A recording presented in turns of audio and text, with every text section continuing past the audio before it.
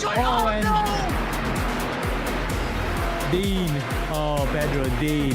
Oh, Chris Lawler does have the inside track for the Swiss left. If he's able to make that pass happen, he might be able to cut away Victorino. He does make that pass, and he makes it clean as they come into the right hand. And this is it. Chris Lawler seizes the opportunity and makes it. And just as the end, the rain comes to put a pin onto the end of the race, and Chris Lawler takes it.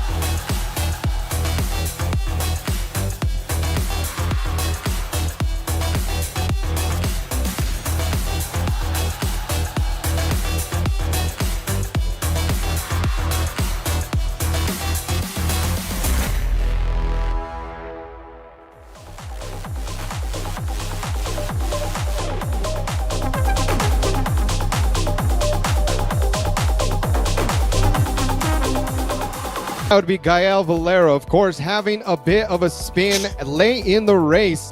Of course, out here for heat number one, that is the big one, the endurance race. It is triple the points compared to qualifying and the sprint race that follows. So definitely heat one is going to be the one. A lot of pressure on the drivers, as well as them having to take 2 mandatory pit stops.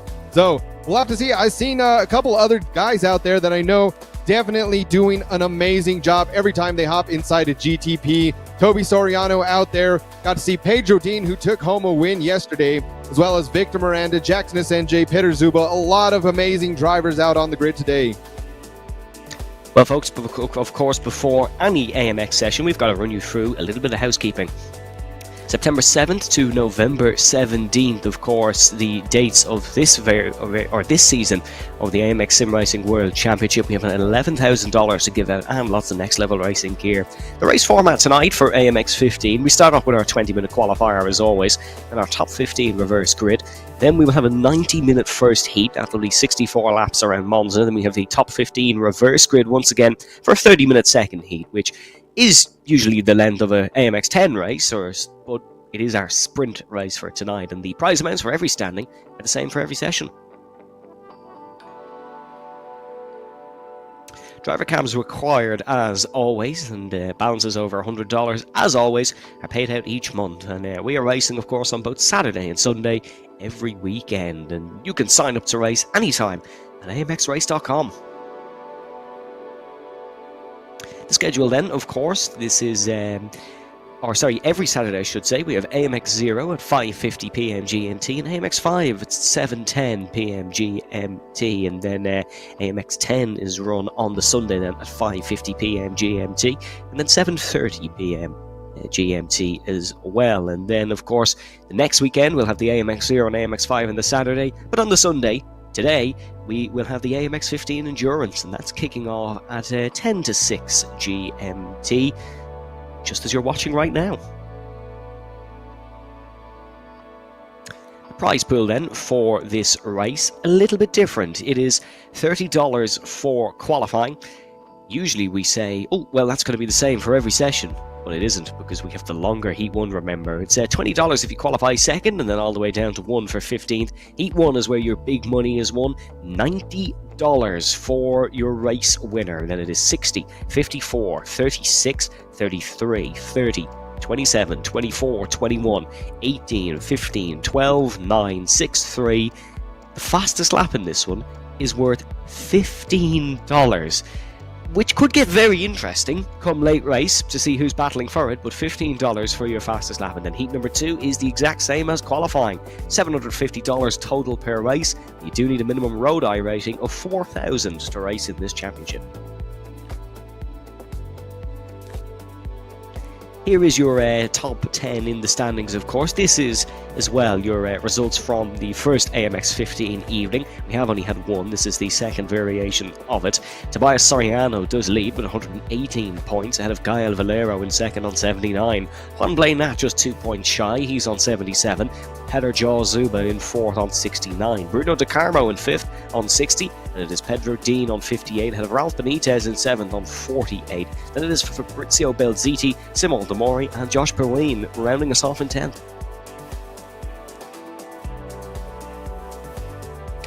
And now to take you through a little bit about Monza and the GTP machinery, I'm going to hand it over to Kevin. Awesome. So we always seen, like we mentioned earlier, GTP probably has become one of my favorite classes, especially out in the IMSA, out here in the United States. But we're not out in the US today. We are, of course, out at Monza, Italy. The track, one of the most historic tracks out in the world, I'd say.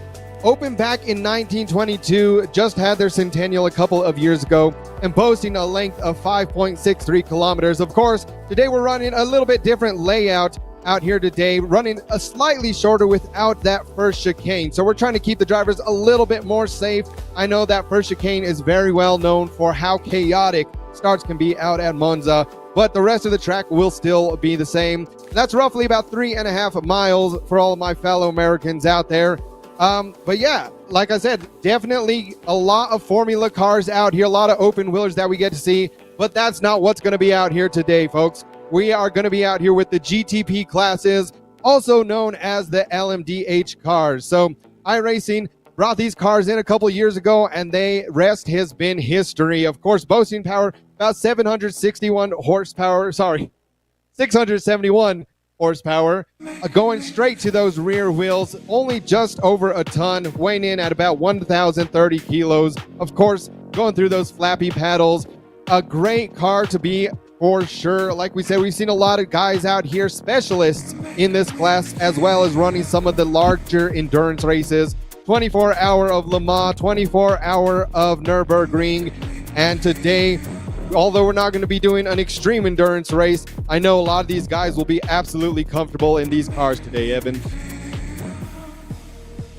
They will. It's a very popular category on iRacing. It's a very popular category in real world motorsport, and I thoroughly look forward to seeing some GTP action here in AMX Season 6. This is an endurance race, of course, folks, which gives myself and Kevin plenty to talk about throughout it, but don't be afraid to pop your chat messages in the YouTube and Twitch chat. They pop up on our screen, so we would love to have a conversation with you folks at home. So especially during the 90-minute race, make sure to let your thoughts known on the action on your screen. Just looking at a couple of cutscenes now before we do head into qualifying. Qualifying, not as important in real-life endurance racing, very important in AMX, because there's prize money and points for it. Who doesn't want prize money and points? Currently top of the qualifying session is Tobias Soriano. His fellow Argentine, I should say, is in second. Both in different cars, though. I'm pleased to announce that we have... oh, no, we don't. Oh, yeah, we do. We have all variations of GTP machinery out on the circuit. Yeah, and like you mentioned that, so definitely every single manufacturer being represented out. That is currently in iRacing. There are a few manufacturers. I mean, it seems like now more and more people are starting to get into the World Endurance Championship. I mean, we've got to see recently in real life the likes of Alpine, Lamborghini, Ferrari, all making their debut. As well as I'm very excited to see what Aston Martin is going to do in the future. I know that may be a couple of years out, but with the Aston Martin Valkyrie out there in real life, and of course, the news of Adrian Newey now being one of the lead engineers for Aston Martin's Formula One team. I have a great feeling that a lot of that same technology is going to trickle down into their LMDH cars once they get involved. So hopefully iRacing, I'm sure that's going to be one of the future development updates that they're going to be doing pretty soon. I know they always say they're working on a lot all the time, trying to expand the team, which is great for us because we're trying to expand the drivers out here too. Of course, out here running the fixed setups during AMX. Sometimes you see a lot of drivers just really favor what car is going to be fastest. Is right there, just see an absolute overshot through the track. Victor Miranda just completely blazing through that. But like we said, this is qualifying, so as long as he's not taking anyone out, I'm sure he's just trying to catch up to his teammates. And speaking of teammates, Evan, the Delinquent Esports guys out here definitely we'll have to see if every single time they get on the field together, it seems that it's either going to be a big crash or a big win for these guys. They've not made it easy for us with these liveries at all, have they? That could get very confusing. Thankfully, we don't have the first chicane. Some of the streets had just a small shortcut. Yeah, I think Victor Miranda thought we were cutting all the chicanes here at Monza. But no, you still have to do the Varante Ascari. Another manufacturer as well joining WEC and AIMSA is the Hyundai Genesis program. So that'll be another interesting one to keep your eyes peeled for. 12 minutes and 40 seconds gone in qualifying out of the full 20 minutes, so not long left. It is still Soriano who is quickest, but only by about a tenth of a second ahead of Juan Blainat. There is 7 drivers within 2/10 of a second. Thankfully, or I was going to say, we don't have an awful lot of drivers here tonight, but thankfully they're all very close on pace. And I suppose your traditional endurance tracks, Kevin, your Le Mans, your Daytonas, you usually have a lot of field spread because of the length of them. Monza's very different in that regard. Yeah, I'm always curious of if they are going to add Monza to the track. Of course, in the WEC, it is Imola for their stop in Italy. So this is one track that these cars don't normally see. Definitely going to make it an interesting race out here today. And speaking of things making it a bit interesting, I'm looking at the forecast right now, and it's currently a bit overcast. Does look like there is a chance of rain going to be happening today. So like we've seen last time, once the rain came in out here at AMX 15, that entirely shook up the whole grid. As they say, rain tends to be the great equalizer out here. So we'll have to keep an eye on the weather, especially once we get into the main heats. I know right now, like I said, it's a little bit cooler out there on track with the clouds, about 24 degrees out there, 30 degrees on track temp. So like I said, I expect that to cool off as the clouds stay overcast, and if we get a bit of rain, how is that going to affect their pit strategy? Yeah, in terms of pit strategy, folks, remember, you've got to make 2 pit stops. You're mandatory to make 2. You can make more if you want, but I'm not really sure we will. We'll talk more about that when it comes to the race. Gael Valero goes to second. He now becomes the lead Acura here in qualifying. As you can see, them all fly through the Curva Grande down towards the Varante della Roche. And it's very bunched up here. I know slipstream is usually important in Monza, and they're all sort of taking this line across this chicane, and I'm not overly sure why they're doing it. None of them really seem to be attempting laps. They're all just kind of out on them, and you can see flying through there. To the top of the order goes Peter Zuba, the Hungarian driver, has soared to the top. He absolutely loves this GTP machinery. He will bite your hand off to drive it. Peter Zuba, 6th overall in last season's AMX 20 championship, which in all honesty felt like an endurance race at times with the strategies going on, but it's a completely different ball game into AMX 15. A lot of improvements going. Maybe the track getting that a little bit cooler is making it easier for these guys. But here is Zuba, sporting the number 9, his race clutch livery on board, currently quickest in session. And taking a look at the current standings, still about half a second separating all of our top 10 drivers out here in the field. Of course, we do have that top 15 reverse grid, so all of the drivers out there will be benefiting from that right now. Of course, Fabrizio Balziti currently sitting in 13th place, so he will be looking to sit on pole as we have just over 4 minutes left in this qualifying session. So although these drivers know that they want to get a really good qualifying time out here, knowing that they're going to be going into heat number 1 with triple the points, I'm kind of curious to see if any of these guys might be just a little bit more okay with being towards the back of the pack in qualifying, knowing that they're going to be starting towards the front of the grid. And of course, then at that point, you have to defend for your life. So we'll have to keep an eye out Fabrizio Belziti now currently sitting on the bubble. We'll see if he holds on to that spot. He wants to get a better time. Speaking of better times, here goes Peter Zuba now, looking like he's still best at his best time. Juan Blanat shortly behind, as well as Toby Soriano. So a lot of these guys super close to each other. I mean, speaking of that, that might be for second and third, Blanat and Soriano the closest to on the entire grid. Yeah, the only thing for Fabrizio Belziti is it depends how much he actually values the prize money here in qualifying compared to the race, because he's currently losing 130 in iRacing for his position in this session, so he'd probably like to improve upon that. We're looking at Juan Blanat warm the tyres up, sporting the number 89. That car on your screen, of course, is the Porsche, and Porsche's variant of a GTP. That is the Porsche 963 LMDH. Here's another fun trivia fact that I think I say every time we talk GTPs or LMDHs. Go Google what the H in LMDH stands for when you get a minute during the break. You'll find a very funny answer. But here is Toby Soriano and Juan Blanat, who are rounding through the Curva Parabolica, now called, of course, the Curva Alboreto, but we're going to be using both throughout the evening, and unfortunately you're just going to have to deal with that. It is the long run down towards the traditional turn number 3. Now turn number 2 chicane, as we are blasting past that first little complex. And here we go, folks. So just over 2 minutes left in this qualifying session. Of course, at any time throughout the race, you can see that QR code popping up on screen. Feel free to scan that with your phone during the race and pop up all of the live time that we can see, especially on screen right now, looking at the sector. So a lot of people seem to be getting kind of in a bit of a rhythm here. I mean, no one's really kind of getting too much more. I think this may be very well where our laps are going to be set. I think maybe for about our top 3 drivers. We'll see if this is going to be the running order, but Peter Zuba is a specialist in these kinds of vehicles, does very well every time we've seen him out in AMX in a GTP car. It is very, he does very well. I mean, except one thing that we got to see yesterday with Pedro Dean coming away with the win in AMX5, we got to see one thing from these drivers, incidents upon incidents. If they're able to keep it clean, they have a great shot at winning the race. If you get into those incidents, hey, like we said, anything can happen. Just as I say that, Toby Soriano getting spun around. So that looks like that may just be his final lap of the qualifying session. As it is pole for Juan Blanat, the Argentine, quickest of the bunch. First man into the 24.6s. He is able to go quickest. Though these guys just get to finish their laps, they won't get to start another one. Victor Miranda, personal best in that second sector.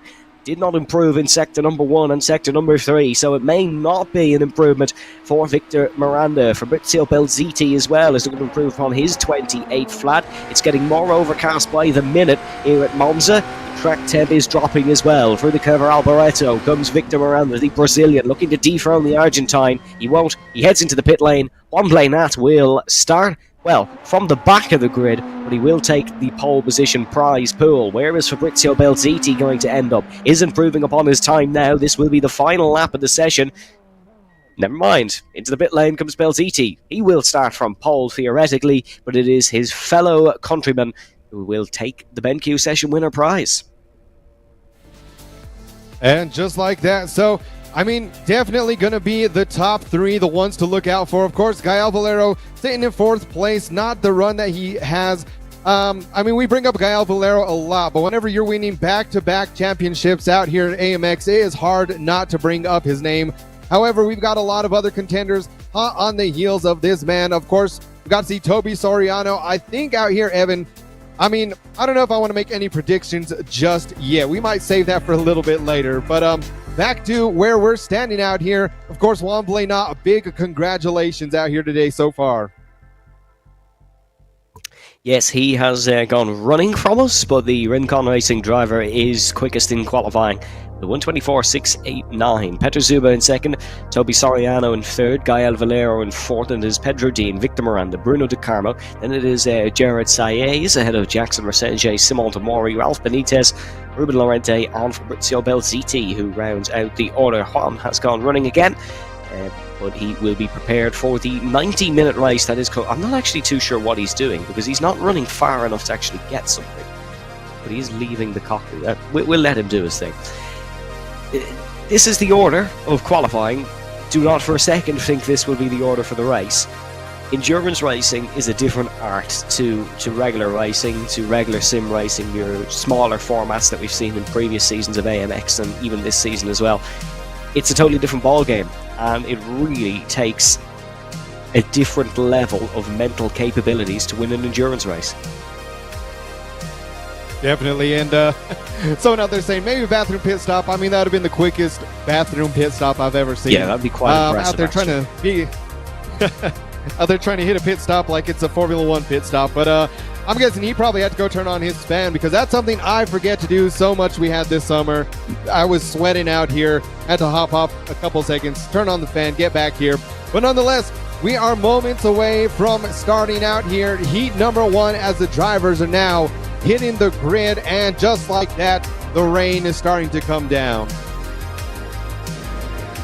Yeah, this is more familiar with type of weather I'm familiar with in Ireland. You might have to turn on your fan before doing an AMX stream. I have to turn on the central heating so it doesn't get freezing.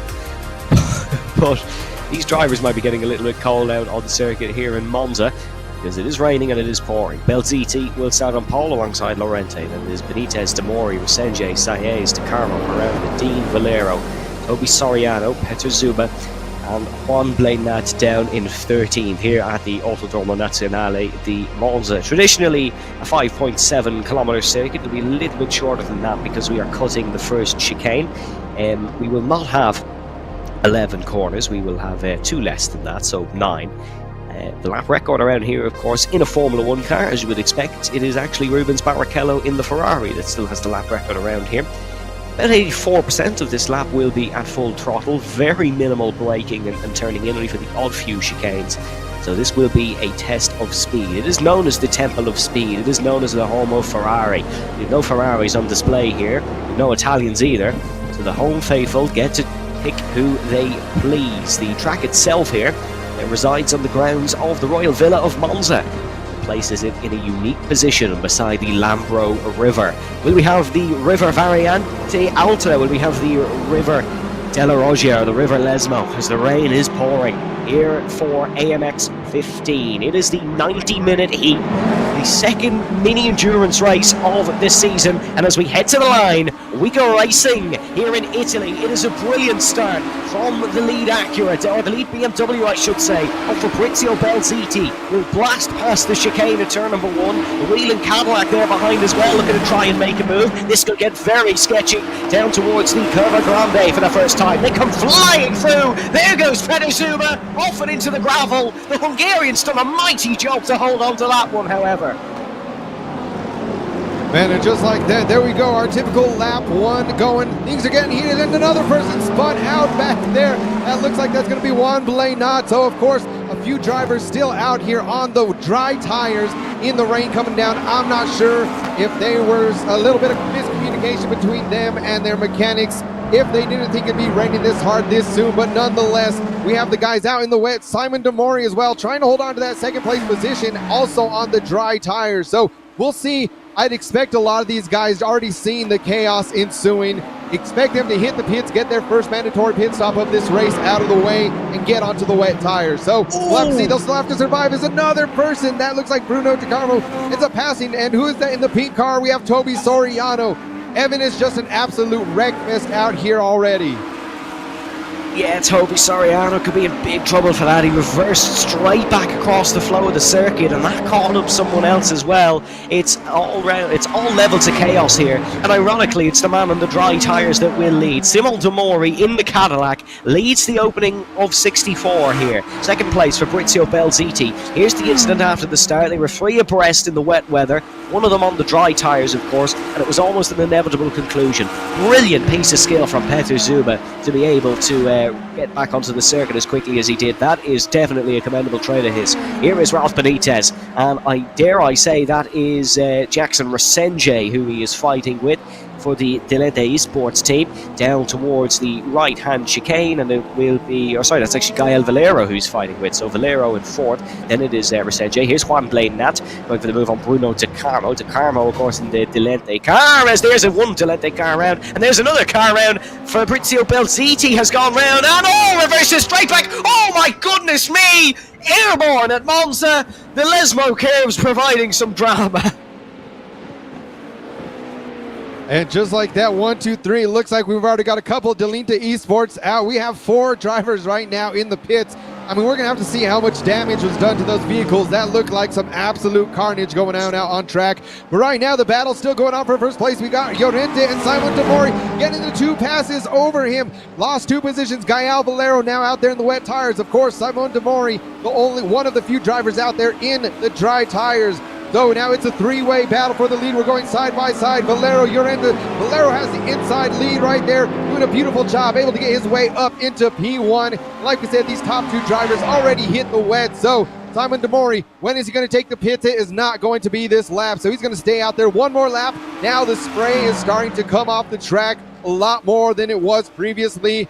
Evan, we'll have to see how long these guys are going to stay out on track before they hit the pits. There seems to be enough grip right now, especially not having to hit that first chicane, but definitely a lot more carnage to ensue. What are you supposed to do in this situation? Simon Demori has the vision of pitch black, no lights in the middle of a dark field heading through the Curva Grande. You can see slidey all over the shop. If there is any man who can survive out on the dry tires in a situation like this, it is probably Simon Demori, but this just seems unreal. Picture-in-picture, the Jackson Resenge incident. This is the Varante Ascari, the Ascari chicane. You can see him spin across. Then he clips the pink GTP. I'm not too sure who that is, but he has clipped him. And then that car tried to reverse from where he was and just takes out someone with him. What a mental start to the race. If we have 90 minutes of this, I think a couple of the drivers, well, they might suffer some form of a blood clot with the stress levels of this. But it's going to be thoroughly entertaining. A little bit wide for Demori. He is starting to struggle on that slick tire. I mean, anything can happen out here. That's the biggest part of endurance racing, is quite frankly just surviving the race. So you always want to get up to the front of the pack, but survival right now is the ultimate key. So we have to see, is Gael Valero now starting to walk away slightly. Ruben Llorente Jr. right behind him, and Simon Demori in 3rd place. So a little bit of a gap between our top 3 drivers, but right now the action is brewing in the midst of the pack. We have Juan Blanat, Jackson SNJ, Pedro Dean, all 3 of these guys trying to fight up to get into that 4th position. Of course, Juan Blanat out here on the dry tires as well. The 2 drivers behind him on the wets. We'll have to see if this weather clears up at all. I mean, right now, it's looking from a few different angles. Different parts of the track seem to be getting a little bit more wet than others, but nonetheless, these guys still doing an amazing job keeping these cars under control. Looking at the front bumper of Jackson SNJ from that view, just seen absolutely gone, torn apart. But I guess with the rain having to slow things down a little bit, it's not being too detrimental. As now he goes for the pass, a beautiful move by Jackson right there over Juan Blanat. Textbook pass, even without that front bumper. This man does not need it. Have you ever seen anything quite like that, folks? There is a GTP which is literally missing probably, well, at least 50 grand worth of components from the front of the car, chucking it down the inside here at Monza. The dry tire is about 3 seconds a lap slower, but it just depends on how long they think they can last. Fastest lap of the race has just gone to Petr Zuba, who is down in 10th position in the Acura. So, yeah, you can see those are, well, it's actually getting worse. The last lap for Simon Demori was a 1:37.7. For Gael Valero, race leader, is a 1:34.9. But he's lost about 3 seconds in that middle sector alone this time around. So could be facing some trouble. Let's have a look here at a BenQ session replay. This car already gone round in the background. I think this is this big incident. Just reverses back, bang. Pigs mightn't fly. GTP certainly do. And just like that, that might be the crash of the season so far.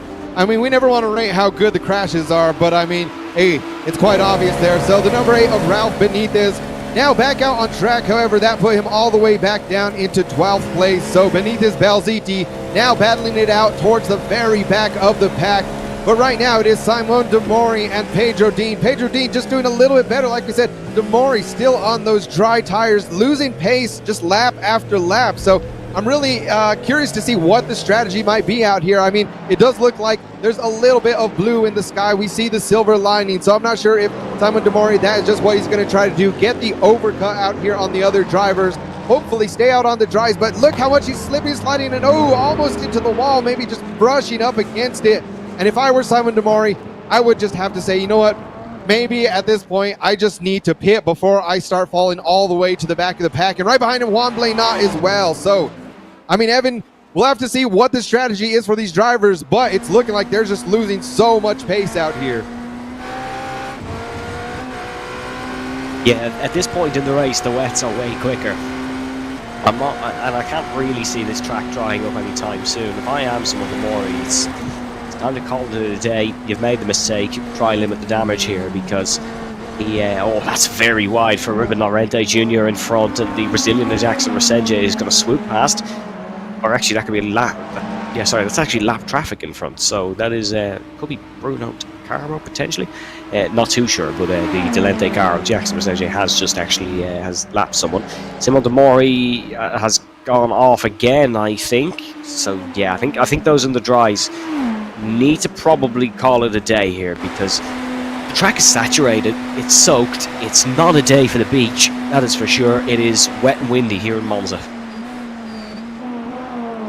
Right now, looking at the man of the hour, Gael Valero so far leading in front of everyone else. Ruben Llorente, a good gap between the top three drivers. But right now, Pedro Dean is hot on the heels of Jackson Resenje. Of course, Jackson, I have a feeling that he's trying to stay out here, trying to hold as much position as he can, even though he's missing that front bumper. But with these cars, the downforce still works the same in the rain, no matter what you're out here on. So definitely going to be very curious to see how well Jackson Resenje is able to defend off in the rain, especially having a wet line and a dry line with how soaked the track is right now. Pedro Dean really going to have to be careful that he also doesn't get caught up in an incident with Jackson trying to defend very hard.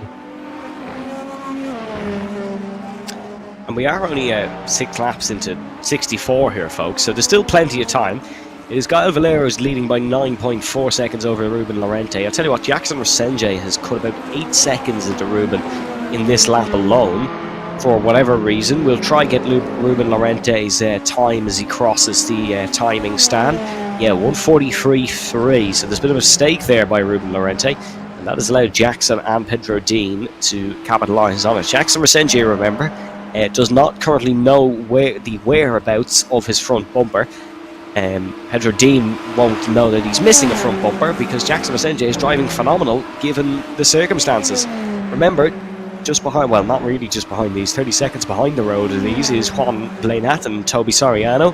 We're both sticking it out in the slick. Simon Demori did pull the plug on poor strategy. Call it, straight on goes Pedro Dean. So that's a mistake. That is a first mistake we've seen really from Pedro Dean. We'll have to let Jackson back through, but Jackson knows Pedro might be struggling a bit with these tyres, with these conditions, and he will be able to stay ahead. To be fair, two Brazilian drivers probably wouldn't be awfully familiar with these sort of conditions. Yeah, and I mean, just as a reminder for a lot of people out there watching this at home, driving in these conditions is very difficult compared to whenever you have a clean, dry track out in front of you. I mean, just the lines you have to take, especially out here at Monza with the chicanes, you definitely don't want to be cutting them too hard. We get to see at certain times a lot of these drivers trying to cut as hard as they can, sometimes even just bumping, unsettling the car over some of those curbs. But you don't really want to touch a lot of these curbs because they are slick in the rain. So definitely these guys making it look quite easy out here at this point in the race, the guys towards the front of the pack. But keep in mind, a lot of these guys out here are pro sim racers. They have their professional esports teams and as well as getting professional licenses from iRacing themselves. So if you guys that got to see recently, Jackson Resenje being one of them, as well as Victor Miranda, these guys in the F4 competition. So love seeing what else these guys are doing out in the community. Of course, Gael Valero, a veteran out here as well.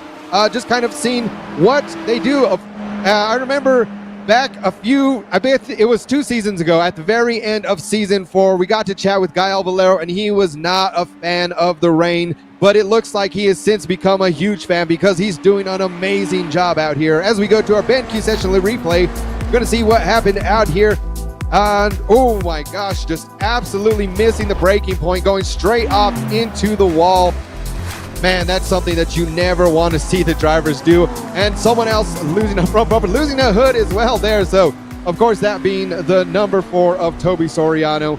did a great time out here the last AMX 15 race. Unfortunately, just luck is not on his side, starting to make mistakes out here today. Yep, championship leader in the wall at Parabolica. That is not ideal for Toby Soriano. Here's Victor Miranda, who we are looking at. He has Peter Zuba hot on his heels, and Zuba, I tell you what, has had a bit of a recovery this race. He is second in terms of the pitters. This is your lead pitter. Remember, 2 pit stops is necessary here in AMX 15. Usually the lead pitter is theoretically the race leader, but not necessarily on this occasion. There is 45 seconds between 5th and 6th here. So that is a little bit of a wobble from Victor Miranda, and Peter Zuba is right behind here, heading down towards the Varante Ascari. There might be a move on here, maybe in towards Parabolica, but we will have to wait and see. In these conditions, at this length of a race, it is literally just about surviving. And the real racing will come in the back part of the race. And there was always an adage that I quite like. It's about the Indy 500 now, but I think there's definitely an element of endurance racing as well, is that the first 80% of the race and the last 20% of the race are 2 different races. The first 80% is surviving.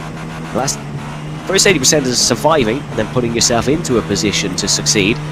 The last 20% is actually succeeding. So that's what Victor Miranda and Peter Zuba will be trying here. We ride on board with Zuba. Where is Victor, folks? That's how bad the spray is currently.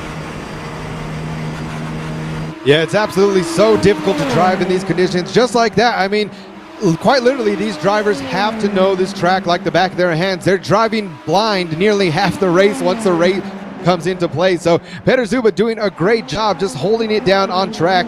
And speaking of survival, I'm already looking at the rest of the AMX 15 calendar. We got some amazing races coming up as well. I know next time, probably one of my favorites, hands down, going to be the V8 supercars out at Mount Panorama, as well as LMP2 cars out at Spa. So 2 more races on the calendar this season for AMX 15 that, again, I think during those, it's quite literally going to be about survival. But right now, we still have our top 5 drivers yet to take a pit stop. It looks like most of the guys that have already taken a pit stop hasn't really quite been by choice for a lot of them. Of course, them getting into incidents. I've seen people out here saying a lot of carbon fiber flying out there today. And, I mean, hopefully that helps a lot of them. But like I said, a lot of these guys, 20-second plus pit stops. A couple of the guys out there, of course, a lot of damage. We had Ralph Benitez, Fabrizio Balziti out there in the pits getting quite a lot of damage, tried to repair to them. Well, there's a couple drivers on there. You know, Jackson essentially still with that missing front bumper. We'll have to see if he tries to get that replaced when he goes in for his pit stop, or if he's just going to say, you know what, I don't need a bumper. I haven't needed it this far.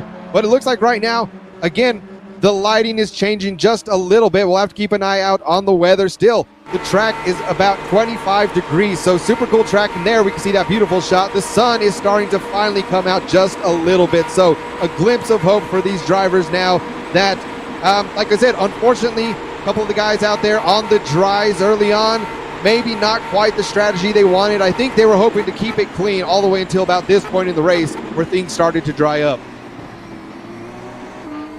There's the dry line forming. There's a lot of blue sky, and if you had a picnic on the cards around the north of Milan region, you might still be okay because it's getting a little bit drier. You can see just movements like that. Victor Miranda has to run wide through Lesmo 1. You might see a couple drivers run different lines down the straight. That's because these tyres need water to keep cool. They will overheat if they're on the dry line for too much. So they've got to just get them soaked, get them wet. There is fastest laps of the race being put in, Ruben Lorente specifically. So this track is getting dry, and we might have a game of strategy coming up very soon. As you can see, a little bit wide for Miranda.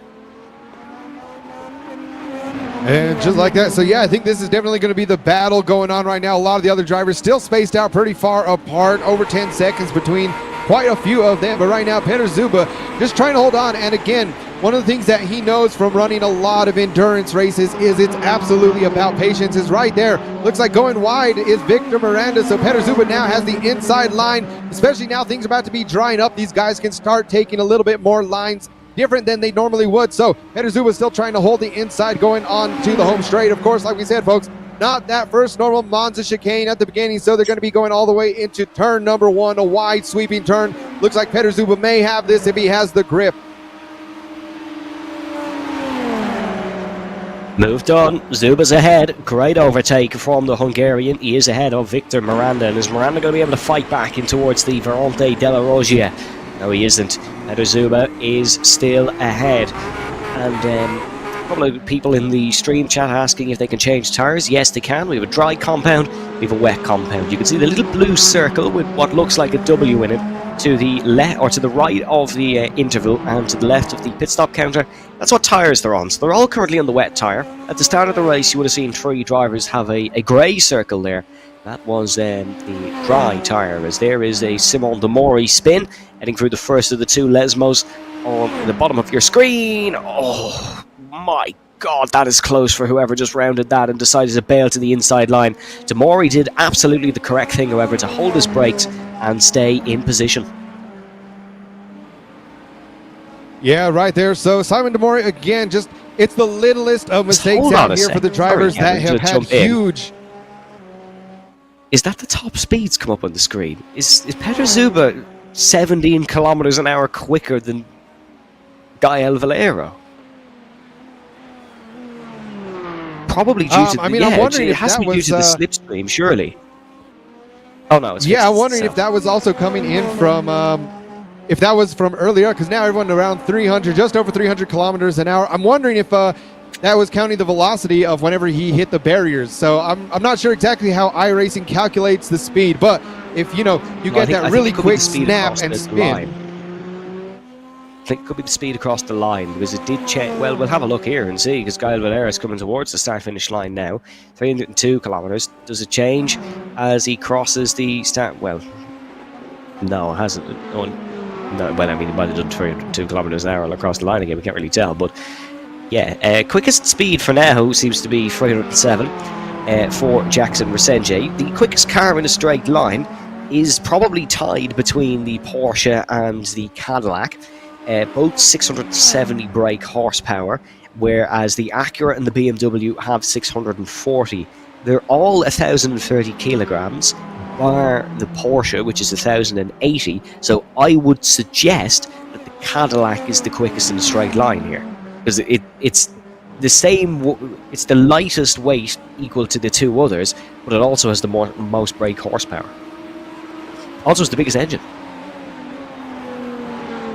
Yeah, definitely. And like I said, a lot of these guys out here, of course, running fixed setups.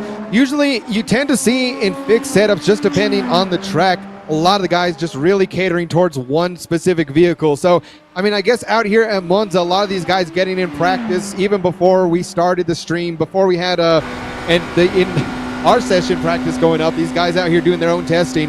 I mean, really, especially from the top level esports teams, I think at this point on this track, especially with the specific layout, I'm not sure if the lack of that first chicane, they're knowing, okay, we're going to have a lot more top-end speed. That's why we're seeing more guys out here in the Cadillacs, in the Porsches, rather than the BMWs and Acuras. I know the Acura has been a huge go-to for a lot of places, a lot of these guys in fixed competitions, but I think Monza just being one of those tracks that very high speed, but as well has a couple of sections that you can really make up time once you hit the chicanes, once you hit some of these other turns. I mean, it's not the most technical track, but I'd say today out here, it's being very well balanced. One thing to keep in mind, like you said, as we keep seeing the times up there, 314 kilometers an hour from Fabrizio Balziti. So 321, Victor Miranda. Yeah, we might just have to see exactly when and how these are being calculated out here right now. Yeah, these cars, of course, are all fitted with a 50 kilowatt hybrid system. That we can deploy, or that will deploy direct to the engine. It's not like a sort of a F1 hybrid ERS system. A lot of great looking cars in this GTP class. Let us know what your favorite GTP car is in the stream chat. I can read out a couple of statistics then when you let us know your favorite. Kevin, do you have a personal preference? I mean, for me, I think it's quite obvious. I'd have to go with the Cadillacs out here today. I mean, just quite literally from the engine noise around, of course, being naturally aspirated, it sounds like a beast of a vehicle, especially in real life when you see them leaving the pit exits from switching that hybrid onto the kickstart from the engine. It's just menacing like nothing else out there. I mean, I think still one of my favorite moments too is getting to hear that with the Cadillacs, and well, is the combination last year from 24-hour Le Mans when NASCAR was running a Chevrolet Camaro out there for the 24-hour Le Mans. So, I mean, I'm a bit biased being American, just loving those huge V8s out there. To me, there's nothing else that sounds quite like it.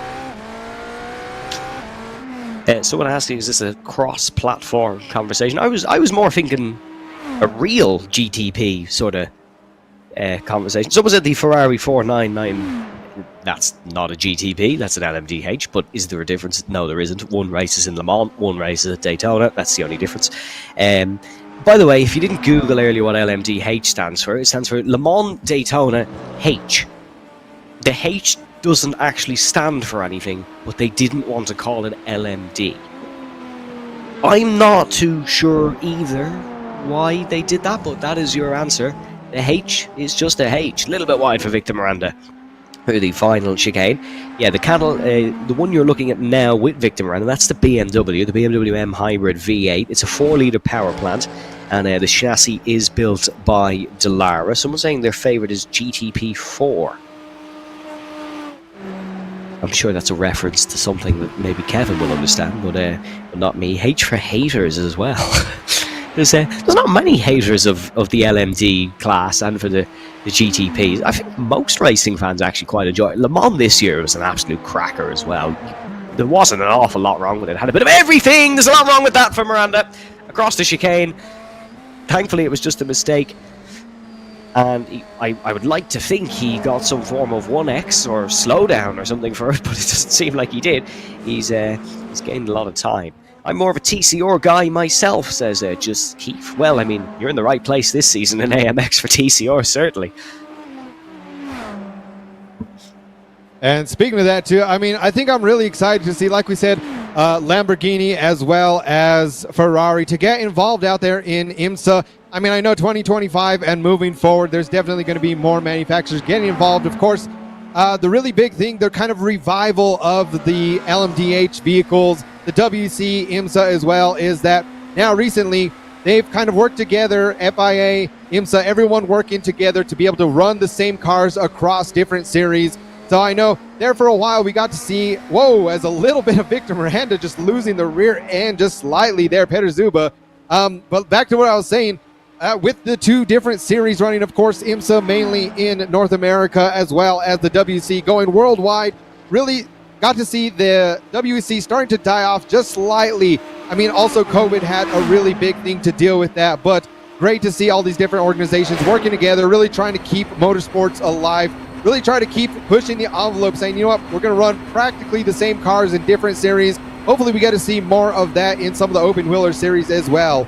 But right now, so currently we are on lap number 16 of 64, and another person, Bruno De Carmo, now taking the shortcut. So I'm starting to wonder if there's a bit of strategy going on out here. Yeah. I mean, in the rain, usually the slowdowns are not quite as impactful as the slowdowns. You're not going to quite lose as much time in the rain as you would on the dry when you get that slowdown. But also they got to keep in mind, once they got those, 1x off tracks, 2x, some of the slowdowns, that does compound. So they can still get penalties out here if they keep doing that too much. Yeah, I'm starting to think this is a tactic. I don't like it at all, but I suppose you got to hate the game, not the player. They've all clearly found some exploit, and they are using it to their advantage, which is a shame, because that's not how racing should be. But unfortunately, it's how motorsport is, if you can see a difference between the two. Yeah, I'd like to think that they can't do it as much when this track dries out, but definitely they are doing it, because they were doing it during qualifying as well. Yeah, one of the big things to keep in mind also is now that iRacing has changed how their slowdown systems work. So it used to punish drivers very heavily. If you had to really give up a lot of time, a lot of speed for it to count. If you started gaining speed again, it would start adding time to your slowdown. So I think now that they've changed that, they've kind of noticed out here in the rain, especially when the rain and the Tempest system was first introduced into iRacing, a lot of people kind of finding an exploit with the slowdown system when it very first came out, noticing there was certain tracks that you could slightly cut the corner where you would get a 1x and they would still be able to gain speed. And I think right here, these chicanes may be one of those things. It might be popping up its head again. Of course, we'll have to see what iRacing has to say. Definitely out here, like we said, folks, Is it legal? Not really. They do get penalized, but if that penalty is going to still be less time given up than them actually taking the chicane, hey, that is the whole reason that we have racing stewards out here too. So people, they can protest against those sorts of things, they can see, but I'm glad that I do not have to be the one to make that call. Simon Demori actually asked in the AMX Discord earlier, which you can join, of course, folks. He actually asked, is it Monza without the first chicane or without chicanes at all? The answer he was given was it's without the first chicanes, but it seems like all these drivers have decided that they didn't like that answer given, and they're making their own interpretation of it. Battle for 7th here, going to rage on between Peter Zuba and Bruno De Carmo. That's Zuba you can see in front there in the Acura, and De Carmo behind in the Porsche, the Acura ARX 06, of course, 2.4 litre twin-turbo V6 engine, which is it's a bit disappointing when you V8 out in the grid, but it is a quick car as well. 640 brake horsepower, and then, of course, the strategy built by Orica debuted last year at the Daytona 24, the 2023 one. This year, of course, we had the Daytona 23 hours and 58 minutes, where it ended a lap early for whatever reason. But Bruno De Carmo hot on the heels of Peter Zuba here, and I suppose, considering the race start De Carmo had, he's not doing too shabby, Kevin. Yeah, definitely, and like we got to see a lot of these guys so far, still about the same amount of people that have taken their first pit stop. Of course, most of them was not really out of choice, but here we have more people starting to hit the pits, and looks like Toby Soriano just parking it right there at the pit lane entrance. Not sure what's going on there, but the drivers behind him not going to be too happy. As I mean, if someone would have crashed, definitely not be happy. But there we get a beautiful shot of the missing front bumper of Jackson SNJ. But I think right now the track is dried up just enough for these guys to possibly start getting onto those dry tires. So we'll have to see as they start coming out of the pits who is going to be changing tires. We see these vehicles, of course, getting lifted up onto the jack stands. Does look like Jackson SNJ will be getting a new front bumper as well. So let's see where they go. They still have plenty of laps. We're only on lap number 19 out of 64 out here. So definitely these guys getting back out on track. We'll have to see where the dust settles once everyone. And Toby Soriano, not sure exactly what happened out here. He's pretty much still parked out on pit lane. Something has gone wrong with his vehicle. Has he ran out of fuel, maybe? They all pitted a very similar lap, so maybe he has run out of fuel. We can see a little bit of change of position here. Here is Bruno De Carmo. Looking for the move on Peter Zuba. These two came into the pits earlier. They're staying out all on the wet tyres, so I think that was a fuel stop more than anything. De Carmo down the inside for the Curva Grande. Brilliant move on Peter Zuba. That's where Zuba went off in the opening lap of the race. Here on lap 19, the Brazilian is able to get back past the Hungarian, but there's a late lunge from Peter Zuba. Oh, De Carmo off the circuit. That one's not intentional. Had to slide off, but does rejoin in front of Peter Zuba. It's everything that's wrong with with motorsport, that one, but somehow Bruno De Carmo is ahead. And just like that, so of course Bruno De Carmo taking the involuntary shortcut there through the chicane. Again, I'm starting to wonder, I don't think they're having much of a slowdown penalty out here, because Bruno De Carmo came out and hasn't really lost any speed over Peter Zuba, still holding on to that position. So like I said, we'll have to see if this does lead to any penalties later on. But for right now, Bruno De Carmo holding on strong into that third place position. Peter Zuba, we'll have to see, as he's only about a second and a half. These guys still out there on the wet. A few of them that did take their pit stops. I noticed the jack stands did go up. However, they opted to stay with the wet tires. So right now, these guys, the wet tires still being a little bit faster. However, the sun is coming out. Definitely the tire wear will start playing into effect before they decide to hit their second pit stop. Well, like I said, lap 20 of 64. We are nearly a third of the way through heat number 1. Yes, as it is Gael Valero who is in the lead of the AMX15 90-minute endurance race. Victor Miranda in second, Bruno De Carmo in third. Someone saying, should Bruno give back the position? Probably. Is he going to? No, not really. According to the game, it was legal, so he won't give it back. But yeah, hope. Here he goes again. We're not seeing Manny do it, but Bruno is certainly taking advantage. I wonder, will the steward step in eventually and tell Bruno, all right, you've gained enough time. Let's not do it again. Yeah, I mean, of course, the other drivers starting to see this happen too as well. We'll have to see if the other drivers start doing it. I mean, it's the whole thing too that we see a lot in Formula One. I mean, mostly from the engineers of the vehicles, just saying, all right, are these guys cheating or are they just bending the rules? If they're not getting penalized for it, is it technically illegal? You know, whether it's a good thing to do or not, you know, that's a different discussion. But it's that whole thing of like, hey, the rules are the rules. If they're not getting penalized for this, then everyone should be able to do it. So again, it's not our call. You know, I love to see clean racing as well, Evan, but like I said, we'll have to just keep an eye on, because it has only been so far that we've seen on camera the Delete the Esports drivers really taking that shortcut. If anyone else is going to start taking it or not, like I said, there still may be that fear a bit of, hey, the racing stewards may step in and say, no, that's not going to happen. Either you're going to get a black flag, you're going to get some sort of penalty after the race, points penalty. Who knows? There's quite a bit of penalties. If you guys want to see, I mean, of course, all the rules, we do have all the information going on as well on amxrace.com, as well as if you'd like to get signed up to race anytime. We got AMX 0. It's going to be a great one next weekend. Speaking of next weekend, I'm a little bit biased, but I know it's going to have a great time. We're going to be doing an oval race for AMX 0, a dirt oval race, and as Bruno DeCarmo takes the chicane shortcut once again. But for next week, yeah, we're going to be doing oval races all Saturday long. So we don't do it very often the last couple of seasons, but when we do, it is always a fun time. That's going to be out at the Dirt Oval for AMX 0, of course, free to join for anyone. Hopefully we get a lot of these people that don't normally do any oval races, just go in there, have a great time, as well as we're going to be in the Indy cars after at Daytona. So a great Saturday lineup coming up next week. Indy cars at Daytona. Might be the most cursed sentence I've ever heard, but here at AMX we like to do that sort of thing. It's always iRacing Endurance that brings up these sort of exploits, doesn't it? Remember, it wasn't an AMX event, but the iRacing Daytona. I don't think it was this year, last year. We had the whole grass brake dipping thing. Real life Daytona, we've had a fair amount of scandals as well. That, as Le Mans, it's always endurance racing that brings up these things. But we'll put a button on it. We'll let the stewards decide what they want to do with that one. It is Gael Valero still leads. He's now extended his margin out to 10 seconds. Gael Valero, the overall Season 4 and Season 5 champion, was P1 in AMX 5 last season as well. Only managed to get second in AMX 20, losing out to David Tott. I suppose the Apex Racing driver doesn't really have any plans of slowing down anytime soon, Kevin. He is, well, I was going to say he's flying in this one, but he's actually just lost 2 seconds.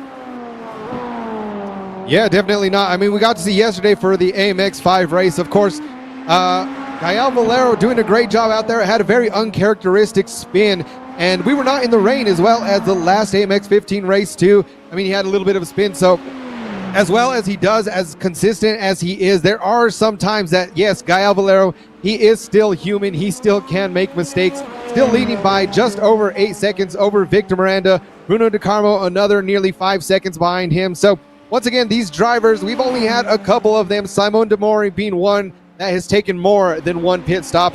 Simon Demori back out there on the dry tires as well. So we'll have to see if he's able to make up any speed. We'll definitely have to keep an eye on the timing clocks. But for right now, still the fastest lap being set by Bruno DeCarmo, a 1:32.394. So quite significantly faster than the rest of the cars. Not sure, of course, when these fastest laps are set. Like we said, some of these off tracks typically don't count your fastest laps. It will say, hey, you got an off track. We are not going to count that. That's an irregularity. But however, still, Gael Valero holding it down strong in first place. Yes, Gael Valero still holding it down in first place. Victor Miranda then in second. Tobias Soriano was into the pit lane once again. He's had a bit of a tougher time here at Monza. Not much that he can do. The fastest lap of the race is worth $15, and that would currently be going to, to Bruno DeCarmo. Who would have guessed it? As we see him fly across the chicane once again. His fastest lap, mind you, isn't any of the cutting laps, so it is fair enough that he still has done the fastest lap. Ruben Lorente is in the closest battle with Jackson Mersenje. Kevin, I will be back in 1 minute. I'm just going to go fix a technical break. Awesome. So with that, so we're riding on board right now. Still keeping an eye on Bruno DeCarmo. Like we said, I guess we'll just have to wait and see how many times he's going to be able to hit that second chicane through there. A lot of people just saying, Bruno, he just does not care at this point. Like I said, it's a matter of, hey, what can you get away with? What can you bend the rules, as well as what are the stewards going to have to say about this? I'm sure if people are going to watch this race back, maybe some of the guys that he passed, I know Peter Zuba being one of those guys that got passed by Bruno Carmo, might have something to say about it as well. Like I said, these drivers are able to protest stuff if they want to see what's going on, but definitely we'll have to just wait on that after the race. Of course, some of these guys really trying to shoot for that championship. I know Gael Valera, Toby Soriano, unfortunately still sitting in the pit. So Toby Soriano, we got to see earlier, have a bit of an issue. Again, definitely not sure if there was something, he ran out of fuel, had a bit of technical difficulties with his rig, with his vehicle, but nonetheless, Toby Soriano is now 5 laps down, still sitting in the pits. Yeah, big problems for Soriano, and he won't be picking up big points in this one. Remember, we do have a 30-minute sprint heat coming up after this one as well, after the AMX15 Endurance, so he still might be able to pick up some big points in that one, but that one is probably over an hour away at this point. We are on lap 24 out of 64 here at the AMX15 Endurance, and of course, once it goes dry, we will tick past the laps quicker, but I suppose this does display nicely the grueling truth of endurance racing. It is long, and you have got to be laser focused for quite an extended amount of time. Yeah, and I want to go back to one thing that you mentioned at the very beginning of the race. Of course, the track record being held by Rubens Barrichello out there, former Formula One driver. We got to see his son yesterday, Eduardo Dudu Barrichello, show up for the AMX Zero race, as well as a couple of his teammates, family members. So definitely it was a great time for that. After this race, I highly recommend, probably one of the best AMX Zero races that we have ever had out here at AMX, not just this season, but I'd say even compared to prior seasons. So we always get a lot of professional race. Well, I don't say a lot, but from time to time, it seems like it's becoming a reoccurring thing. You know, we've had, of course, Max Verstappen. I know before the stream started, Evan, that we were just mentioning of like, hey, on one of our highlight clips, we got to see Max Verstappen out there on the NASCAR Oval, which is something definitely a rare sight to see. We have that last season as well. So hopefully now that we're switching it up, we usually see a bit more of these guys that are professional drivers showing up for just quite random things, don't we, Evan? Yeah, we do, and I suppose that's the joy of sim racing. It lets those who have already made it have an opportunity to drive something different, and it gives an opportunity for those who have not made it to make it. And we're looking on board with Pedro Dean here in towards the chicane. You can see big turn in once again to get across the chicanes, and just getting up the gears as quickly as possible. Jackson Mersenje is chasing him, 5.6 seconds adrift. Ruben Lorente then in 7th, 1.1 behind, and then it is his fellow Spaniard in 8th spot. Then it is Ralph Benitez down in 9th, and Fabrizio Belziti in 10th. Someone asking if about Tobias Soriano, will he get points if he doesn't complete 90% of the race? I'm not actually sure. You might have the answers to that one, Kevin.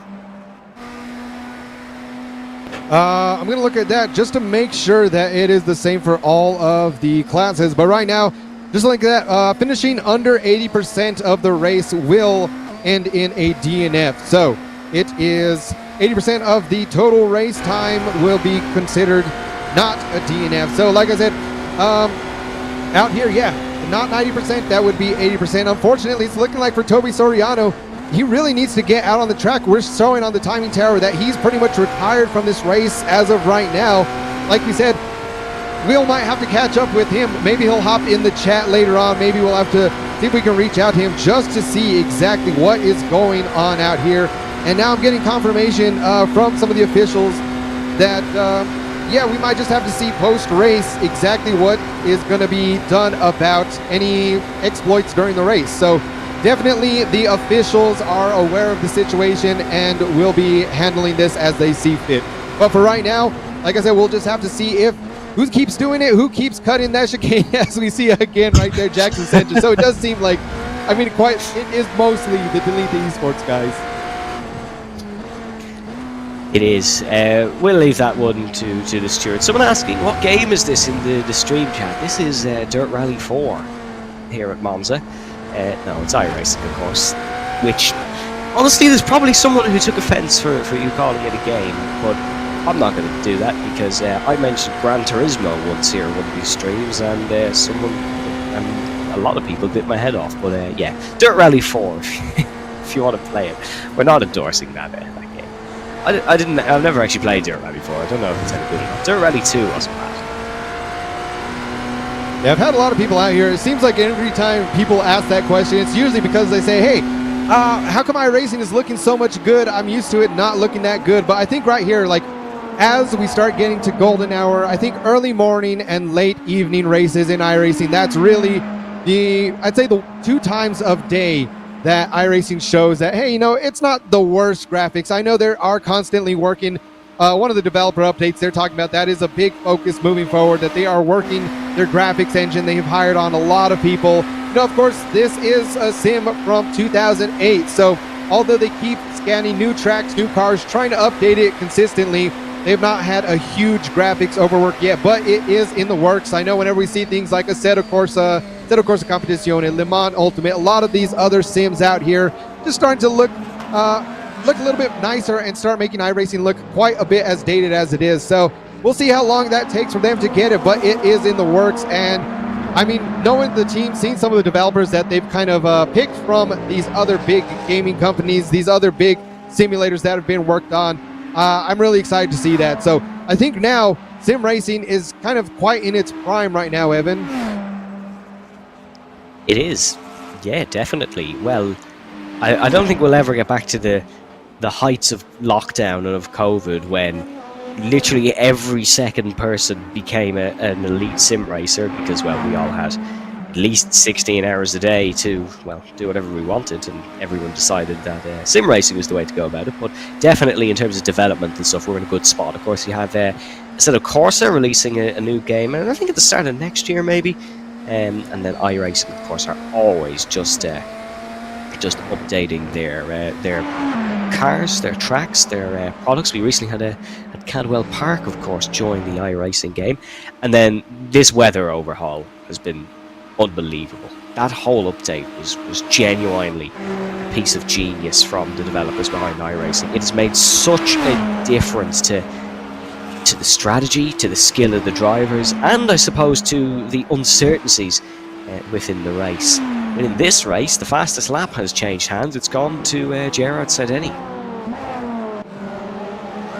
So right there, yeah, as the weather continues to change, I expect that fastest lap to only get faster and faster from a lot of these guys out here. And seen someone out there in the comment section asking about that, or I guess rather stating that Race Room recently got a massive facelift with all their graphics too. So hey, if they can do it, why can't iRacing? So definitely it should be interesting to see, of course, from a more technical kind of nerdy standpoint of it running on DirectX 11, now going up to DirectX 12. Of course, DirectX 12 been around for a while, but that's enough of my nerdy rant for me. Basically all that means is, yes, they are going to be getting a lot nicer graphics, hopefully sooner rather than later.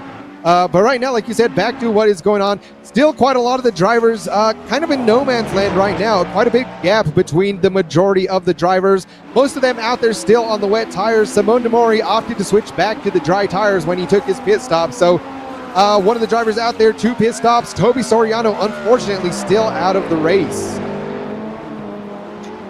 Yeah, it's not looking like we're going to see Toby again, as Simone De Mori has gone back to the dries. He started on the dries when a lot didn't, had to pit off them onto the wets. He's gone back onto the slicks, so maybe a bit of a transitional period here in the race.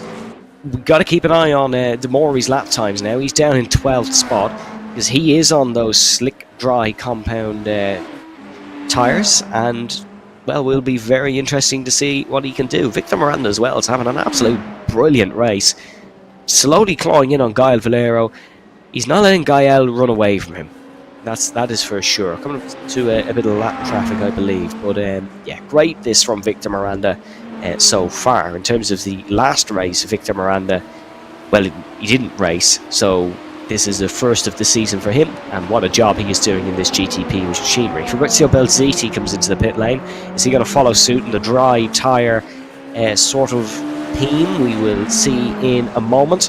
But an interesting call for Simone De Mori. And Victor Miranda's into the pit lane. So is this a a tactical call from Miranda to potentially get ahead of Gael Valero.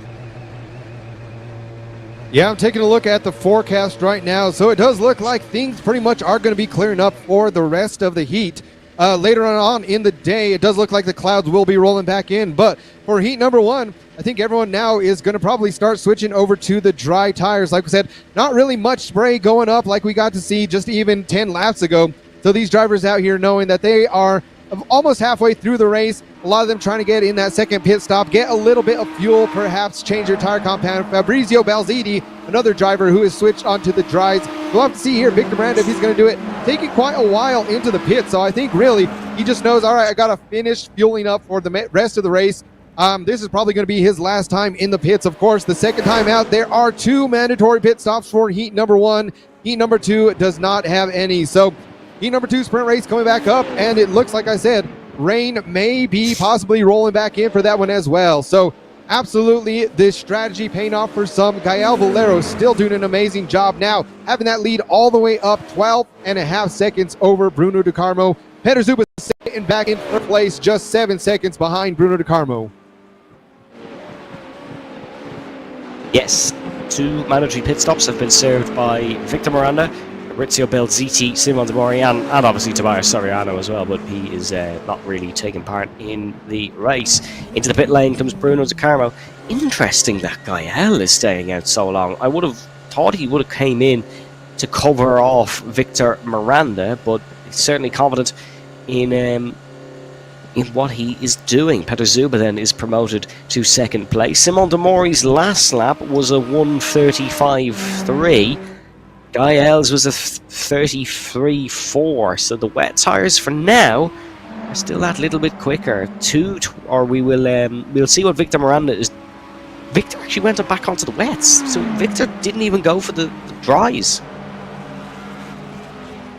Yeah, so I mean, definitely interesting strategy. Like I said, all the drivers out here also have view to the forecast real time. So definitely if they have some of their teammates out there spotting for them, I mean, there still is some really mist going up on the track. Not quite as crazy as when the rain's still coming down, but you can definitely see how much of the track is starting to dry up, where these guys are going over and over. So still a little bit of rear ends getting loose out there. I've noticed just the slightest bit. These guys definitely making their traction control work hard out here today. So Jackson Senji now in 4th place, looking to get up onto the podium. Pedro Dean holding it down in 3rd place, but keep in mind, all of these top 6 drivers still need to take that second pit stop. There is a Bon Jovi song about the point we have just reached. I'm not going to sing it because, well, I don't want the stream copyrighted because then me and Kevin don't get paid. But we're halfway there as Gael Valero crosses on to lap 32 of 64. We've reached the halfway point here of AMX 15 race 14 heat number 1. With the 30-minute heat number 2 coming up later, which is probably going to absolutely fly by compared to this one. Peter Zuba is into pit lane now as well, so Gael is running long.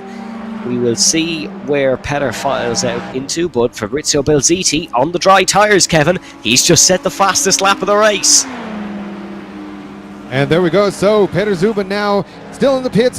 Size, Hezinje, Dean, Valero. Yeah, there's a lot going on right now. But like you said, Fabrizio Balziti setting the fastest lap. I think that is definitely going to set the pace moving forward from here. I mean, really just set the tone of how this race is about to shift. So now we are in the halfway point, and like we've seen before, a lot of races out in AMX, once we hit that halfway point, the drivers hear it in the ear, have the spotter saying, all right, you know what, we're halfway through it, and it's just like there's a switch in some of these drivers' brains that just says, all right, now it is time to push.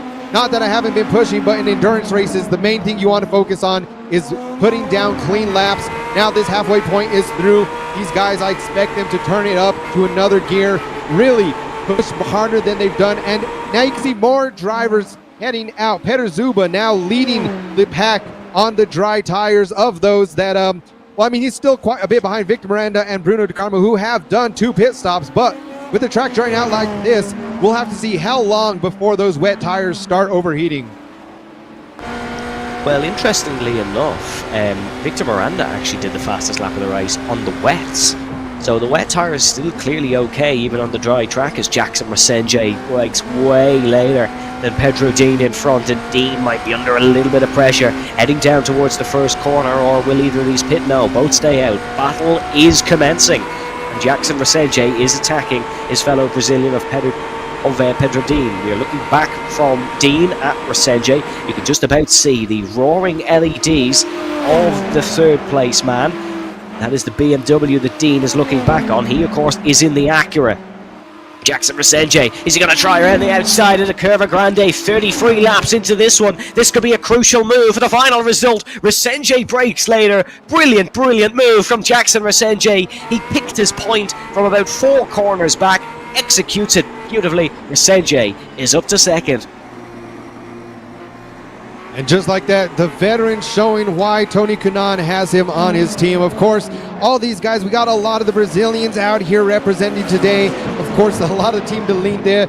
A bit of a controversy depending on, what the stewards will say, but nonetheless, right, they're keeping it clean, doing a great move. And now your leader, Gael Valero, hitting the pit lane. I think, Evan, he's starting to see the other drivers are starting to get a little bit faster laps. He knows he is going to come in here, fuel up for the rest of this race, possibly get onto those dry tires, and we'll see where he comes out as now Jackson Resenje, Pedro Dean may be out in front of him. Well, Fabrizio Belziti on the dries is driving like a man possessed. He's just pumping in quick lap times. Currently the only man to go under the 130 mark. Didn't on his last lap, but did do a 130 dead. Is Bruno De Carmo. He's the leader of the 2 pitters. And now look at this. Resenje, Dean and Lorente all into the pit lane. Bruno De Carmo will be looking to take the race lead potentially here down towards the first corner. And he will. Gael Valero still held in the box, getting refueled. Now he's got some traffic to be careful of. Would have liked to pull out before that. Bruno De Carmo is well in front here in this one.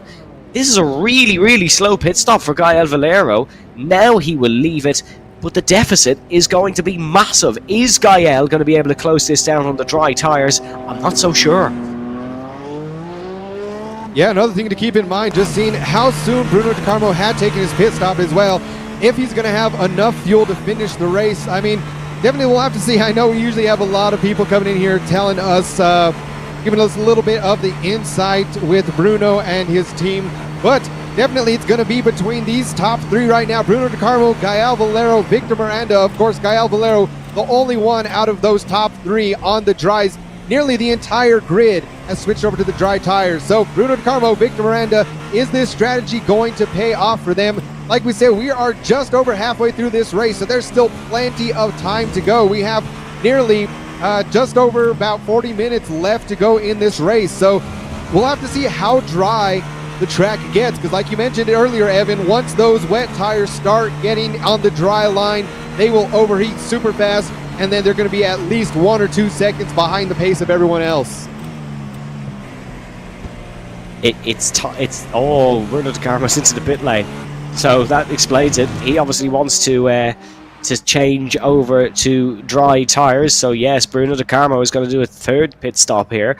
Might still get out in front of Gael if this is only a splash and dash, but we will see Gael Valero currently entering the Curva Parabolica. I was going to say for Gael it's time to prove he is the best, but he doesn't even really need to do that, because he will pass Bruno De Carmo as De Carmo is into the pit lane. Frenchman Gael Valero, double AMX champ, is back into the race lead.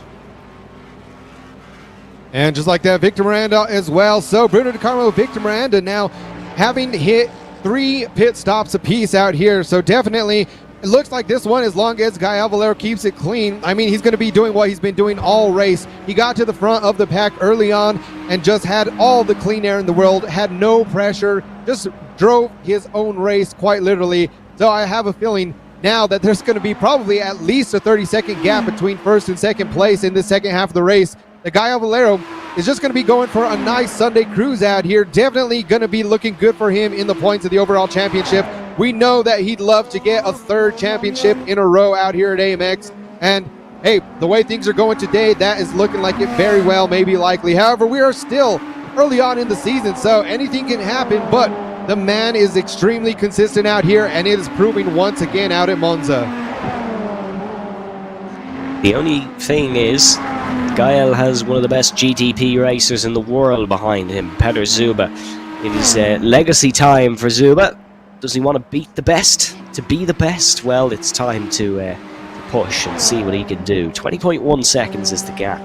It is a very difficult margin if you want to try and catch, especially when you have such a fabulous racing driver in front of you. But let's see what he can do. Valero is currently pumping in the fastest lap and has pumped in the fastest lap. So 1:28.7 for Gael Valero. Needs no time to adjust to the dry tyres. He is straight back on the pace. And he has that accurate working very nicely for him. Let's see what Zuba's lap time is up and across the line. It is going to be slightly slower, I think. It'll be a 29.2. So Valero 28.7, Zuba 29.2. A little bit of a difference there. Gael is tracking nicely. And I think at this point in the race, all the drivers know they can start pushing the car a lot more than they have been the entire heat. But the one thing that I think is still in the back of their mind is you still don't want to push it too hard, because with that, that'll lead to a mistake that could just shoot you all the way back down the field. So, I mean, although these guys still have it, Petr Zuba now starting to see Jackson Sanjay right there in his rear view mirror. Still about 3 seconds behind him, Ruben Llorente Jr. trying to fight for a podium position currently. So still, Gael Valero might not have the pressure right now, but like you mentioned, Evan, there are people that are going to be hot on his heels. Just over halfway through the race, there's still plenty of time for them to make up that 20-second margin if Gael Valero makes a mistake. He's extending it for the time being, though, so 21.2 seconds. Battle for the final podium place is between Jackson Sanjay and Ruben Llorente, and they rhyme nicely. Both in the Beamer, the BMW M Hybrid V8. There's a Lego set of this car. If you're into your miniature bricks like I am, you can build this exact car that is being driven by Ruben Llorente. Let's ride on board maybe with Ruben a little bit for this Monza circuit, especially this variation of it, because we've not really done an onboard lap yet today, I don't think. There is the speed, just getting up to 300 kilometers an hour.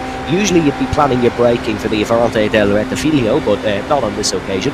We'll be blasting straight through onto the Curva Grande and down towards the left-hander. The spray still evident in the Brazilian, the Jackson Sanjay in front. Now you got to plan your braking, and you're braking just at that 100-meter board. Slam on the brakes, hope they're hot enough for the Varante della Roggia. Then it's down towards the first of the two Lesmos.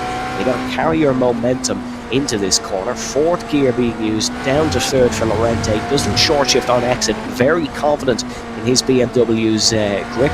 We want to almost use that little bit of green AstroTurf on the inside of the corner to help rotate the car down onto the Curva del Seraglio, and this is under the old Monza banking, famous Monza banking that we all know and love. Then you're planning your braking, the Varante Ascari, named after Alberto Ascari, Formula 1 world champion. Third gear, rotate the car nicely through here. You can see just use as much of that exit curb as possible. You want to almost touch all parts of the curbs. That's a famous adage through that corner. You want to touch 3 different separate parts of the curb to rotate through there. Then it's the final corner, newly renamed the Curva Alboreto after Michael Alboreto, but famously known as the Curva Parabolica, and Llorente is right on the limit through there. Brilliant run through that. Once again back into the spray, back into the slipstream of Jackson Sanjay, and 27.6. He goes a lot quicker than Sanjay as well. Not quite fastest lap of the race. Absolutely. So yeah, I mean, everyone out there too, I agree with Chad out here, Evan. A beautiful guide around Monza. Of course, without that first chicane, I love doing them, I won't lie. We expected it. We expected it to be, less chaos because we're not running that first chicane. However, lap 1 chaos will always be a thing out here at AMX, it seems. It is quite inevitable, as Thanos would say. But right now, the times are slowly dropping. Just to keep in mind, during qualifying, kind of the time to set was hovering around that 1:25. So we saw a lot of high 124s, low 125s. That seemed to be the pace out here on the dry today. But now, of course, with the temperature changing and the dry lines getting up, we'll only see that currently fastest lap being set by Bruno De Carmo. And as soon as I say that, Victor Miranda taking that top spot for fastest lap out here in heat number 1. 127.044. So they are still about roughly 2 seconds off the fastest pace that we've seen in qualifying. However, the track will only be drying up more and more. Well, rather until those clouds start coming back in. Then again, it's anyone's ball game. Anything can happen. So we'll have to wait for that in heat number 2. Of course, everyone out here, heat number 2 will be a sprint race. So heat number 1, we got the 90-minute endurance race. Triple the length of heat number 2, triple the points. So there is a lot more on the line for these drivers out here currently. Yeah, it's not a bad evening, really, if you can manage to take an AMX 15 win. $90 for 90 minutes of racing. It's not a bad hourly rate, really. If you were getting paid a salary, it's not too bad at all. Leader on the front. Wobble for Victor Miranda. I thought he was a bit of a goner there, but Miranda holds on nicely in 10th place. Really, this has been a very sort of challenging evening for these drivers, Kevin. It's not been a simple 40 laps so far. Yeah, and I think just like that, I mean, you can see why Victor Miranda so far has set the fastest lap out here in heat number 1. I mean, he's just pushing this thing quite literally to the edge of grip and beyond that. But to keep in mind for heat number 1, I mean, not a bad deal either for the fastest lap. Going to be getting an extra $15 just for being the quickest out here. So with plenty of room, he currently holds on to that spot, but we know his teammates of the Delinta Esports also all have enough in there, as well as Gael Valero and Peter Zuba towards the front of the pack. Now, Jackson essentially doing a great job of closing that gap to Peter Zuba. So the gap is even larger between first and second. So I think that's really where Peter Zuba is right now. He is trying to focus on maybe not driving it at 100%, still knowing the track is a little bit damp, maybe driving it 90-95%, but that's let Jackson essentially start catching up to him, and we'll see how long Peter Zuba is able to defend, as both of these drivers, top-level AMX veterans out here on the grid, as both of them now, Peter Zuba with the defensive line, but Jackson essentially, will he be able to break in? He does not go for it. So I think right there, a rather smart move, as we've seen too many people get squirrely around that chicane. Jackson has made a move already into that chicane once today. He might look to do another one, and Peter Zuba was nicknamed Jaws last season, but in the slightly wet river here at Monza, it is Resenje that is looking to bite and take second place here in this race. Split up the Acura 1-2. Outside line potentially for the Ascari chicane. No, there's not enough room for a GTP there, unfortunately. The Grand Touring prototype cars are really excelling with their high speeds here at Monza. And Zuba, a little bit of a defensive weave. We're starting to see Slipstream defending here on lap 41 of a 64 lap endurance race, which goes to show just how intense that this evening has been. We're now looking at Peter Zuba there at the bottom left hand corner of your screen. He has Jackson Resenje putting him under a huge amount of pressure. He's not fumbled just yet, picking up a little bit of damp, wet track as he pulls to the right hand side, but also wants to try and drag Zuba out, or Resenje I should say, out of the tow. But Resenje is gaining, and he's gaining, and this one's inevitable. But where does Resenje go? He's got to look for a gap that is inevitably closing, but Jackson Resenje picks his points beautifully, pivots to the inside, and it will be Jackson Resenje, second place on the podium, pulls the brakes, or slams the brakes nicely I should say, pulls back the gears smoothly, makes the move. Excellent job once again from the Brazilian. I don't think that we could ask for a more textbook overtake right there. I mean, Jackson really did everything right to get that move done. And just with that now, he's going to be looking to try and close that 24-second gap between himself and Valero. However, Valero still being very consistent out here today, but we've seen how aggressive that Jackson Resenje has been out here. Of course, a lot of these drivers out here, top-level pro sim racers, doing what they do best. They don't care the conditions, and now the strategy paying off for the guys towards the front of the pack. We'll have to see if this is also where things are going to stay, as Peter Zuba now slowly starting to fall down from Jackson Resenje. He knows he's going to have to start pushing it, or else he's going to have Ruben Llorente right behind him very soon. Yeah, Gael Valero is up the road, but it is very close here in the battle for second and third. Ruben Llorente looking to try and catch, and you can see there Resenje just way quicker than Zuba on the last lap. Llorente is catching as well. It's Fabrizio Belziti, who I believe I described as a man possessed earlier on this evening. He's not quite possessed, but maybe a bit hampered, because he is still driving very, very quickly. 0.2 of a second quicker than Pedro Dean on that last lap, and this is like a Copa America final, Brazil versus Argentina, where there's a lot at stake, and Belziti will be looking at like the 2 previous Copa Americas, and Argentina come out on top. It's football / soccer talk, if you've no idea what I'm on about, folks. But Fabrizio Belziti not able to get the move done here. Might have to wait for the next lap. There's a little bit of a kick out of the rear through the chicane. This, once again, is Acura versus BMW. So unfortunately, if you were in a Cadillac or a Porsche tonight, you're not exactly having a greater representation up near the top of the order. Fastest lap goes to Victor Miranda once again. So despite being down in 10th, Miranda still with a lot of pace. Just a bit of a strategy blunder. And one thing now that we're on board with Fabrizio Belziti, I've noticed that his livery has changed. So I've seen on the timing screen that he is showing as registered with the Voracious Racing Team, which we've got to see them quite a few throughout the seasons. But seeing they're not, that Fabrizio Belziti is not in his normal black and gold livery, I'm wondering if has the team changed their liveries with new sponsorship, or is he perhaps no longer part of a Voracious Racing Team? We'll have to check in on that later. But for right now, he's still doing a good job as he goes into the pits now. So we'll have to see exactly what happened here that he's heading into the pits. He's already taken 2 mandatory pit stops. He is on dry tires. Again, is this going to be a thing with him running out of fuel? Could be. We maybe that's going to be a bit of an issue. I'm not too sure, as he is in the last pit. Oh, might be a bit tricky to get out of that one, but I'm pretty sure he can just drive through the safety car. But yeah, the Argentine in for a 3rd pit stop here today. We will see if he comes back out in normal time, or if that is a further issue for Fabrizio Belziti.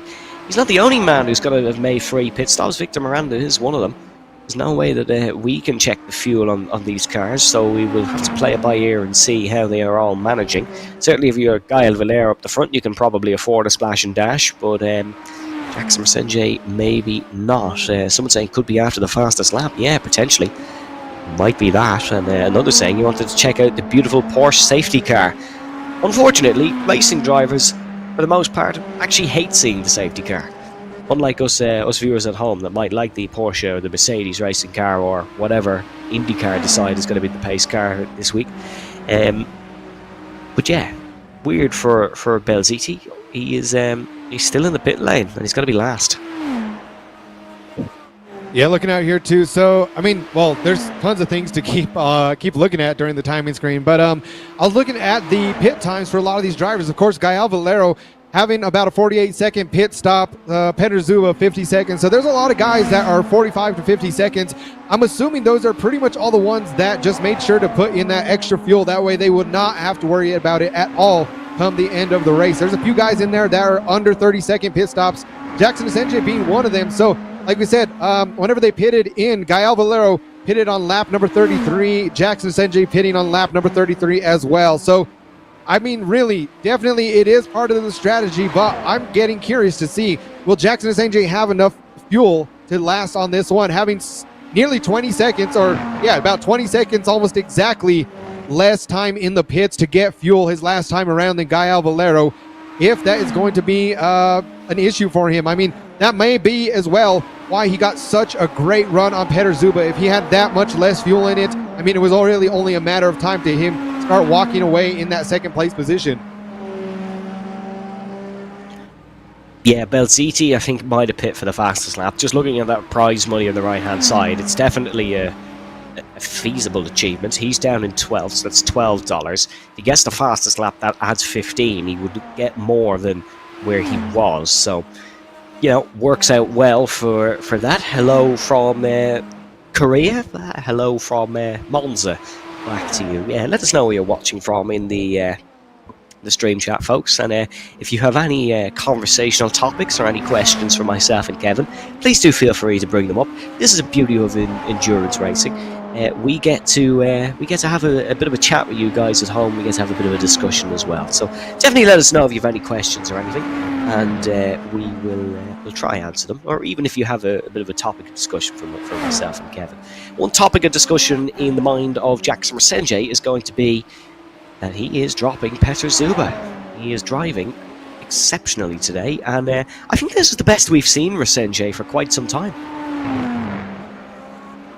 Yeah, absolutely. I mean, towards the start of the season, he didn't really have the best races. There was quite a few places that he got into some accidents, kind of dropping out to the pack, having to drop out of a race from time to time. But like you said, I think right now he's really found his groove out here today at Monza in the GTPs. Of course, Jackson Asenge being one of those pro drivers in open wheelers, so he is no stranger to high downforce, high horsepower vehicles. Of course, one of the drivers, several of drivers that we've seen out here with an iRacing Pro license class. Of course, not a pro license rating out here in the GTPs, like I mentioned, in the open wheelers. And that seems to be kind of a lot of people that kind of the route that they seem to take. We see a lot of these guys, they'll go F4, F3, sometimes Super Formula Light, Super Formulas, but then a lot of those same guys seem to really favor the GTPs or LMP2s. And then from the likes of a lot of guys that really favor something such as the likes of a GT3, GT4, TCR cars. So, I mean, kind of right now, I mean, even earlier on in the year, just iRacing splitting up the two different disciplines. It used to only be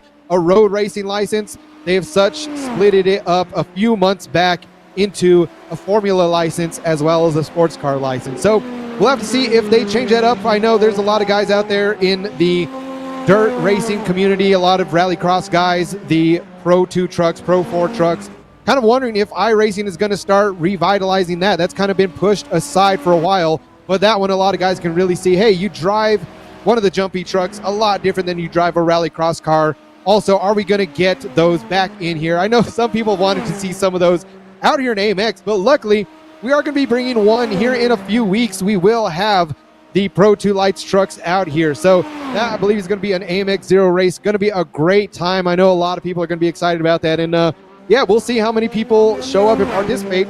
If you guys want to get involved in these races, feel free to head over to amxrace.com. Of course, AMX Zero every single weekend is open to everyone, as well as AMX 5 is open for those that have 2,000 above. You can get all of the information, all of the different classes over on the website.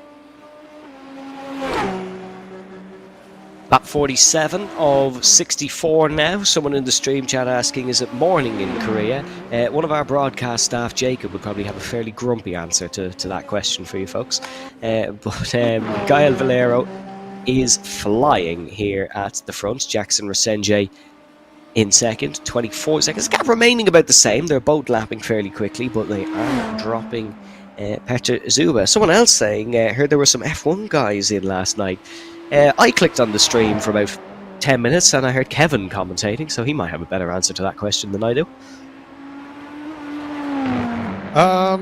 So not really F1 guys. What we did have, though, is, like we mentioned earlier, of course, Rubens Barrichello being the driver that has the lap record out here for Formula One. We got to see his son, Dudu Barrichello, out here, who is a pro stock car driver in Brazil. Putting on a great show. He was also in the United States Formula 4, I believe, as well as the USF 2000 series, where he was a runner-up back in 2000. So we got to see him as well as his teammates. A family affair yesterday, and it was pretty great to see them for AMX Zero. I was really hoping that they were going to stay for AMX 5. Of course, yesterday we had the Super Formulas out for AMX 5. That was a great showing out there. Unfortunately, not quite as many drivers as we know we get to see that we're seeing out here today. But Gael Valero, we got to see Pedro Dean take home a win there yesterday. So a lot of stuff going on yesterday. The Super Formulas out at the Nürburgring Grand Prix Strecke. I mean, we had some people also say, hey, it'd be great to see some fast open wheelers run the Nordschleife. And I say, you're crazy, but also that would be extremely entertaining. Hey, we need to let the producers know that might be a one-off event whenever we do some of these crazy ideas like IndyCar at Daytona. Running the Daytona Oval in an IndyCar, I think, is going to be probably not as crazy as running a Super Formula or even an F3 car out through the Nordschleife. But hey, that's what we love to do every now and then. So who knows, if you guys want it enough, maybe, hey, anything can happen in the future. That's all I'm going to say about that. Yeah, and actually, on that topic, if you are an AMX driver who's just watching the stream tonight instead of racing, folks, remember the AMX Drivers Conference is actually coming up after this race. Sorry, not Heat 1, Heat 2. So do make sure you are there for that. Just in case someone happens to be watching and didn't get the memo. But lap 49 of 64, almost at 14 laps to go. No driver swaps in this race. Just to the person who asked in the chat, it is just the one driver for the 90 minutes, and then they will race again for the half an hour. But there is a big AMX event coming up at the end of the season. That's all I'll say, because I don't know anymore. That is all I'll say. So, wait for that one, folks. There might be more information out soon. Make sure to follow all the AMX social media channels as well for constant information. Loads of content going up on YouTube, Instagram, Twitch, TikTok, lots of stuff that you can follow and check out. So make sure you are checking all that out, folks. Because who doesn't love a little bit of AMX in your free time? Big thanks, of course, to all our sponsors as well here on AMX, who I'm sure we will have a list of after the stream. Valero has pulled out his margin to 25 seconds now, so he is driving very well indeed. We're not going to get a repeat of the closest finish we ever had here at Monza in a race, which was in 1971, 0.01. Peter Gethin won ahead of Ronnie Peterson. We're not going to quite get that here, but I suppose that is the nature of endurance racing. No Italians here tonight either, but there has been a bit of Italian fame at Monza. The most recent Italian driver to race at Monza in Formula 1 was Antonio Giovinazzi. That, of course, is probably different in some of the junior categories, and it will change next season when Andrea Kimi Antonelli comes on to the F1 grid. That's the penalties you're seeing, the number with the X beside, and Ruben Lorente has been a tad bit naughty, 27X. Yeah, and speaking of that, I mean, still what we got to see earlier on in the rain, several of the Delinte Esports drivers kind of deciding, hey, we're not going to take that second chicane. We're just going to kind of browse right through it. But like I said, I think that was kind of one of those exploits that they got to see during the rain. How much of a slowdown would they actually have to incur? Versus now that it's dried, I haven't really seen anyone try to take that line now that things have really dried up. So like I said, that may have been one of those things that, of course, sometimes some people say you're bending the rules, some people say you're breaking the rules, but that is, of course, why we have racing stewards out here today to kind of help make those decisions for the drivers, kind of help keep things a little bit more fair. But nonetheless, out here, of course, that would be the KARA, the Korean Automotive Racing Association, which are part of the FIA. So we got professional stewards out here alongside our professional sim racers.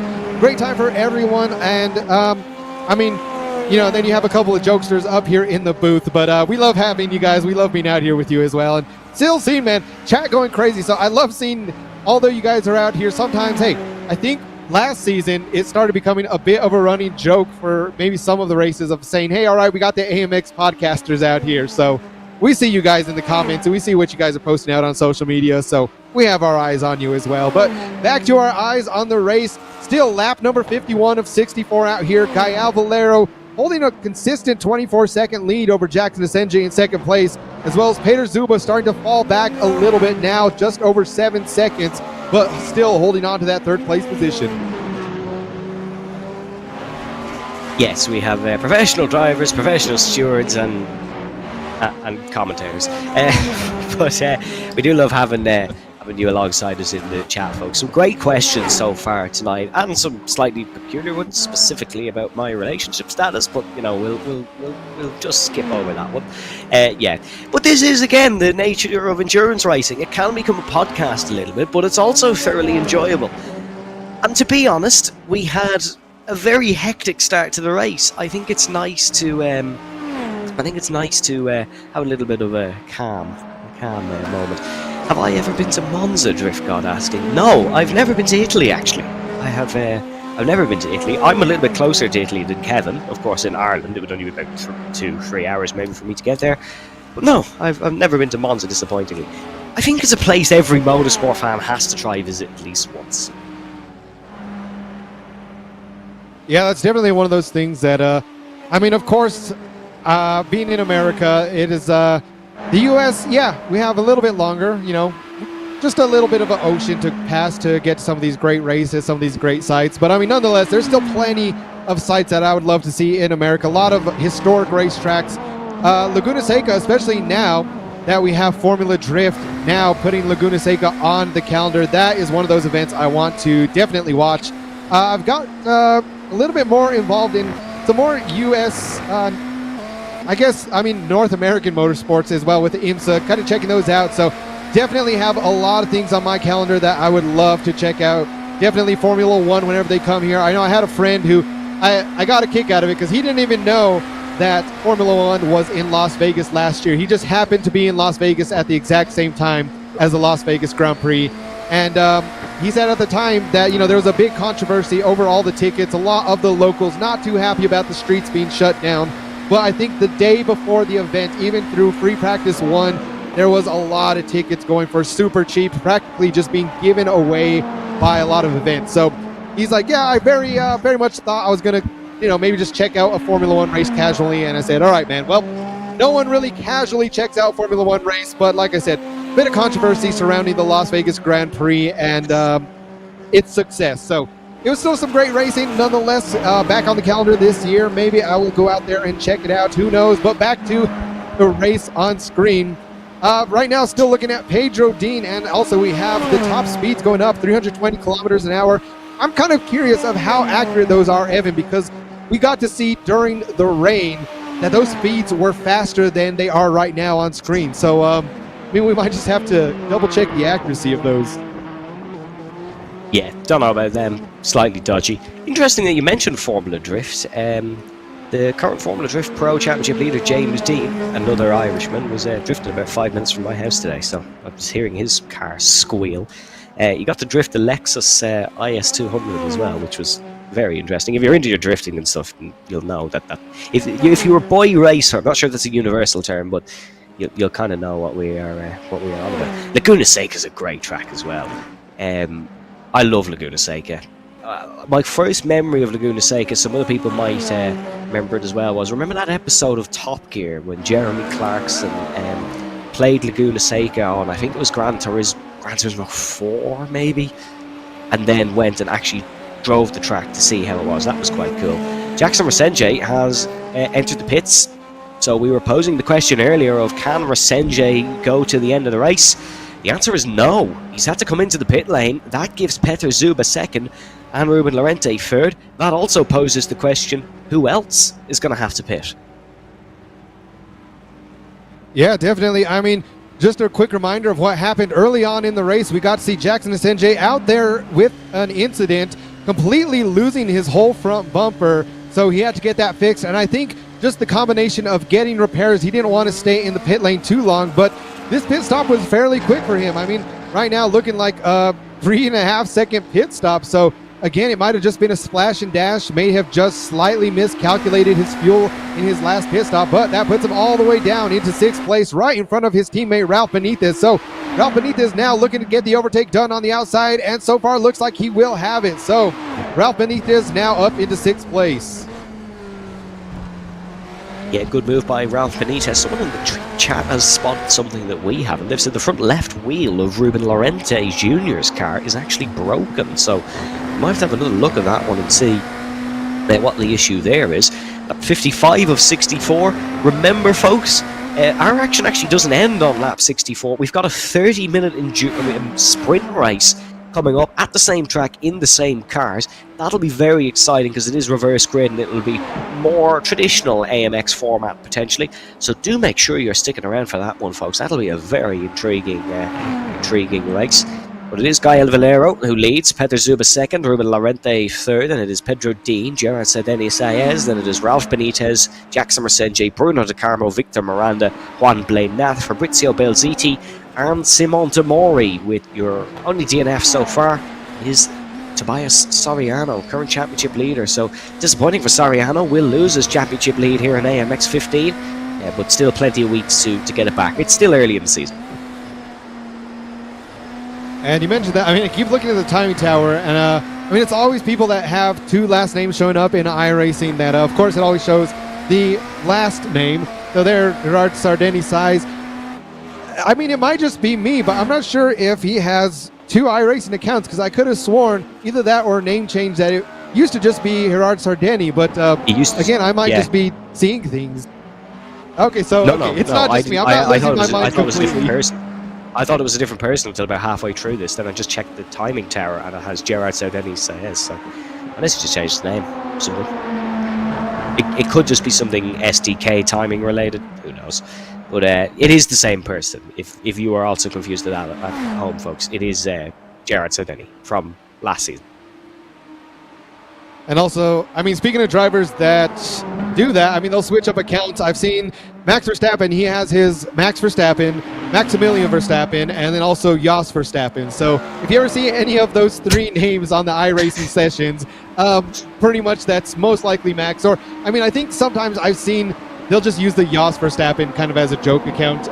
Sometimes just to host races. Sometimes someone from Team Redline might be out there just having fun. I don't know exactly how they have their live stream set up from time to time or different things, but yeah, another driver that sometimes you see use multiple accounts just having fun out there. Of course, most of the drivers have their main account for the more serious races. Yeah, Fernando Alonso does the same thing, actually. He has two accounts. He has one that's just Fernando Alonso, and then he has another one that is his full name, and Spanish names are very long from time to time, so I won't be attempting to pronounce Fernando Alonso's full name. But yeah, if you ever see Luke Crane around the chat, he's sometimes in the AMX Twitch chat from time to time, make sure to ask him about Max Verstappen's iRacing account information. I'm sure he won't block you on all your social media channels, but Gael Valeros, 34 seconds comfortably in the lead now. The real fight we're seeing is this battle for 6th. Jackson Resenje, Ralph Benitez. Although Resenje is now ahead, so I think he will be able to pull away. Yeah, absolutely. And I'm just looking back out there. So right now, I mean, we are on lap 57, but we've been out here for almost 90 minutes, you know, of course, including that formation lap out here when the clock starts. So a total about an hour 34 minutes roughly is going to be this 64 lap race. So definitely these guys out here, there's been a lot of action. I'd say at the very beginning, the rain definitely shook things up again. Some people loving the rain, some people not having such a good time. A bit of controversy going on after the about 10 laps in, as well as qualifying. But now, Gael Valero, we see one of the back markers there behind him in the Porsche. I mean, I'm still wondering how soon it's going to be until we start seeing the likes of the Ferrari, Lamborghini, and other cars. I mean, of course, they do have to be racing in IMSA. iRacing being primarily, I mean, like I said, these cars do go into WEC as well as IMSA, but with iRacing, they primarily focus on the IMSA series. So although if a vehicle may be in the WEC, technically an LMDH car, if it's not racing in IMSA, there's a good chance we are not going to be see it racing out here in iRacing at all. But enough about that. I mean, still back here, Gael Valero, Peter Zuba, now a lap over pretty much everyone else. You can see the blue on the timing tower means that the driver in blue is on the previous lap still. So if we're looking at a driver in the back, red means a driver is on a lap ahead, blue means a lap down. So just for those getting confused by the colors on the timing tower. Yeah, and the drivers will have that same information as well on their telemetry in car. Big position gain in this race for both Gael Valero and Peter Zuba. Gael's gained 9, Zuba has gained 10, so it's been a real positive race for them. Someone behind the scenes has kindly put up the actual race timer as well, instead of the lap count. I think that does mean that we've gone over. What does that mean? That we've gone over we have gone over the 90 minutes. Does that mean we're now on time instead of laps until the end of the race? I would assume so. Of course, we had about 20-30 laps in wet conditions as well, so that also slows down the pace of the race, which is going to extend it over the 90 minutes. So technically, the AMX 90 minutes of Monza has been completed. Unfortunately, AMX Heat 1 here, or sorry, AMX 15 Heat 1 hasn't, so they've still got a race for the laps. Like I said, I'm curious if the live timing actually shows, you know, like I said, once they are on that formation lap, if that's when the live timing starts. I know on the in the sim, when these drivers are in the car, usually they'll get to see, hey, from when the green flag goes, these drivers are officially off. That's usually when everyone is out there on their timing. So we'll have to see if that little bit of a difference, but still, nonetheless, I don't think it's going to make a huge difference between a lot of these drivers, just how spread apart they are. I mean, just those laps. That's why we got to see earlier on, you know, setting it to about 64 laps in there. That's kind of the main reason that we usually go by laps instead of just time in AMX. That way the drivers kind of know ahead of time, all right, if this is going to be 64 laps, I already know exactly how much fuel I'll need for 64 laps specifically. It's not going to be as much. Of course, the weather always having to do that, changing up their strategy a little bit, how much fuel they'll have to have, how much fuel, maybe over-fueling quite a bit just to be safe. But like we've seen, that definitely came into play for Jackson Asenge just a few laps ago. It looked like he had to just do maybe a bit of a splash and dash. Already had his 2 main pit stops out of the way, had to go in for a third. Just only about 3.5 seconds. So quite literally, I don't even know if, probably just a liter of fuel at that point.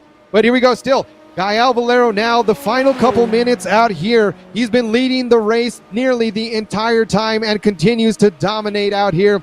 He only got 4th in qualifying, but that doesn't mean, although you're not the fastest, setting the fastest lap, that has nothing to do when it comes down to strategy. It comes down to just being an absolute unit out on the racetrack, showing some of the best racecraft in all of AMX. We will have this lap and one more, I believe, as Valero will cross the line just before the 1 hour and 34 minute mark. Remember folks, we have a 30-minute sprint heat coming up after this one, so the action does not end here. We'll have a very exciting 30-minute sprint heat with no mandatory pit stops coming up very soon, but no real close fights out on circuit. The positions all decided.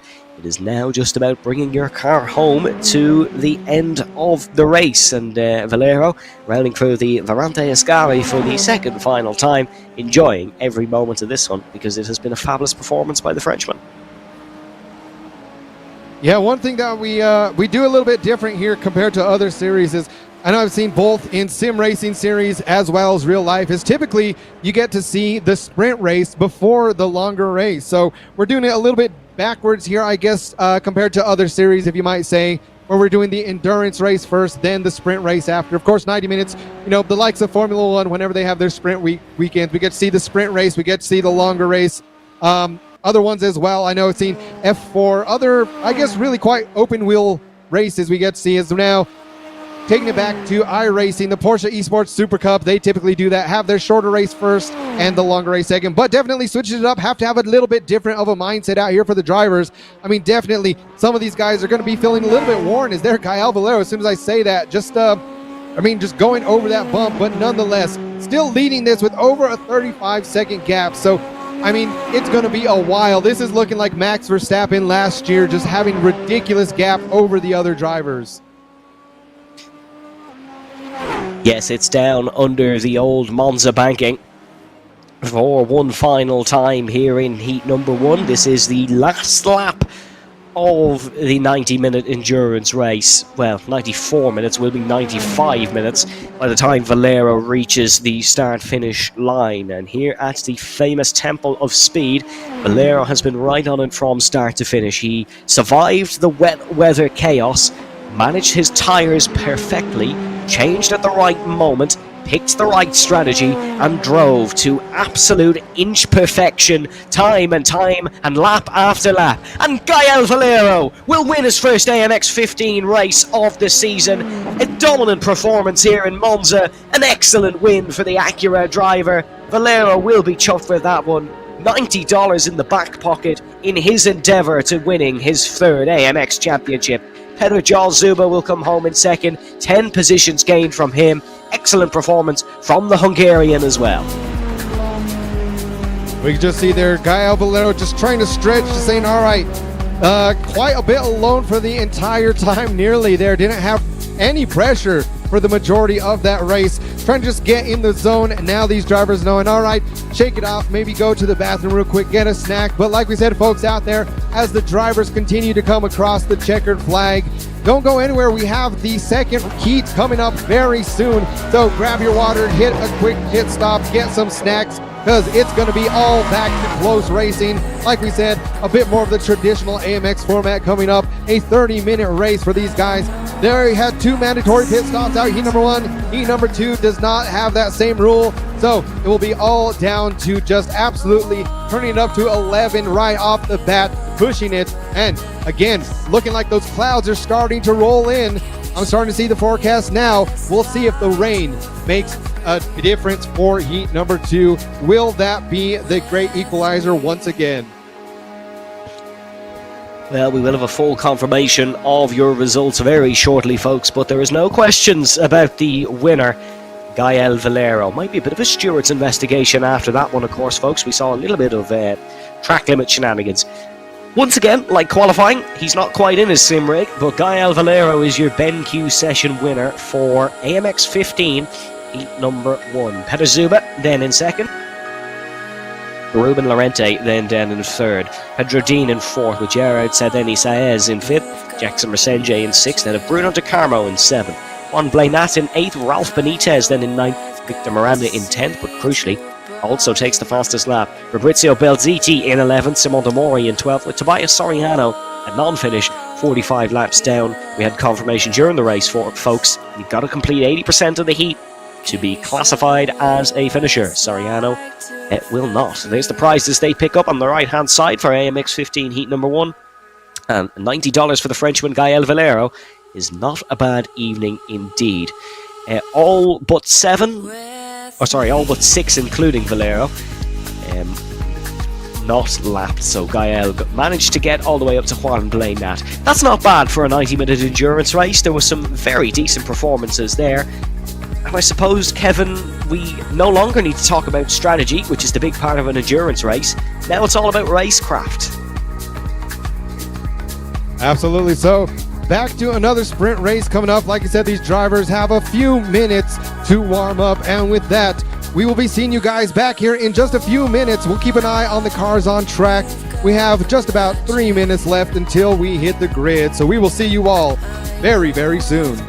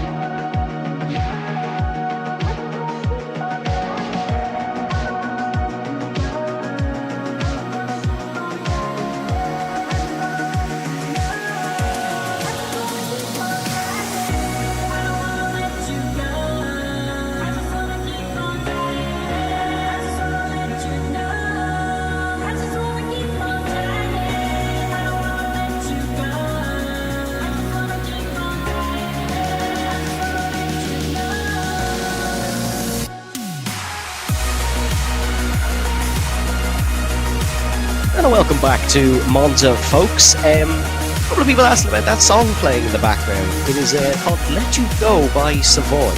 I'll just put the straight chat through there, folks. But interested to see the discussion during the break. The 5-minute warm-up has been complete. There wasn't many drivers doing it, you might have seen, but Tobias Soriano, who starts on pole position in this one, a non-finish in AMX, or in the first heat, I should say. He will be looking for redemption, I think, here in the sprint race. Definitely so. Like we've got to see Toby Soriano, great to see him back out there. If you guys, just quick recap, he pulled into the pits. We were not exactly sure what happened, but he did not even make it to his pit stall and unfortunately had to retire out of heat number 1. So the current leader now will be falling back in points after that unfortunate incident. But like we said, there's still quite a few weeks left in this season. So it is still anyone's game for AMX 15. Yeah, there's still plenty of time. In all honesty, these guys don't necessarily need to worry about championship just yet. But if you are losing 9 points in the way Tobias Soriano did, you might be a little bit worried. Now, you can't see it on your screen just yet, folks, because the final preparations are being made, but the tyres have just popped up on my live timing, and Gael Valero's on the wets, and the rest of them are all on the dries. So that might be the return of the rain. We will see, but Gael Valero is on the wets and everybody else is on the dries. Who won Heat 1 with good strategy? It was Gael Valero, so this could be very intriguing to see. So running through the grid quickly, folks, it is Simon De Mori and Tobias Soriano on the front row. It is Fabrizio Belziti in 3rd, Victor Miranda in 4th, Ralph Benitez in 5th, Juan Blainat in 6th with Bruno De Carmo in 7th. Jackson Resenge will start 8th. Gerald Saez will start 9th with Pedro Dean in 10th position.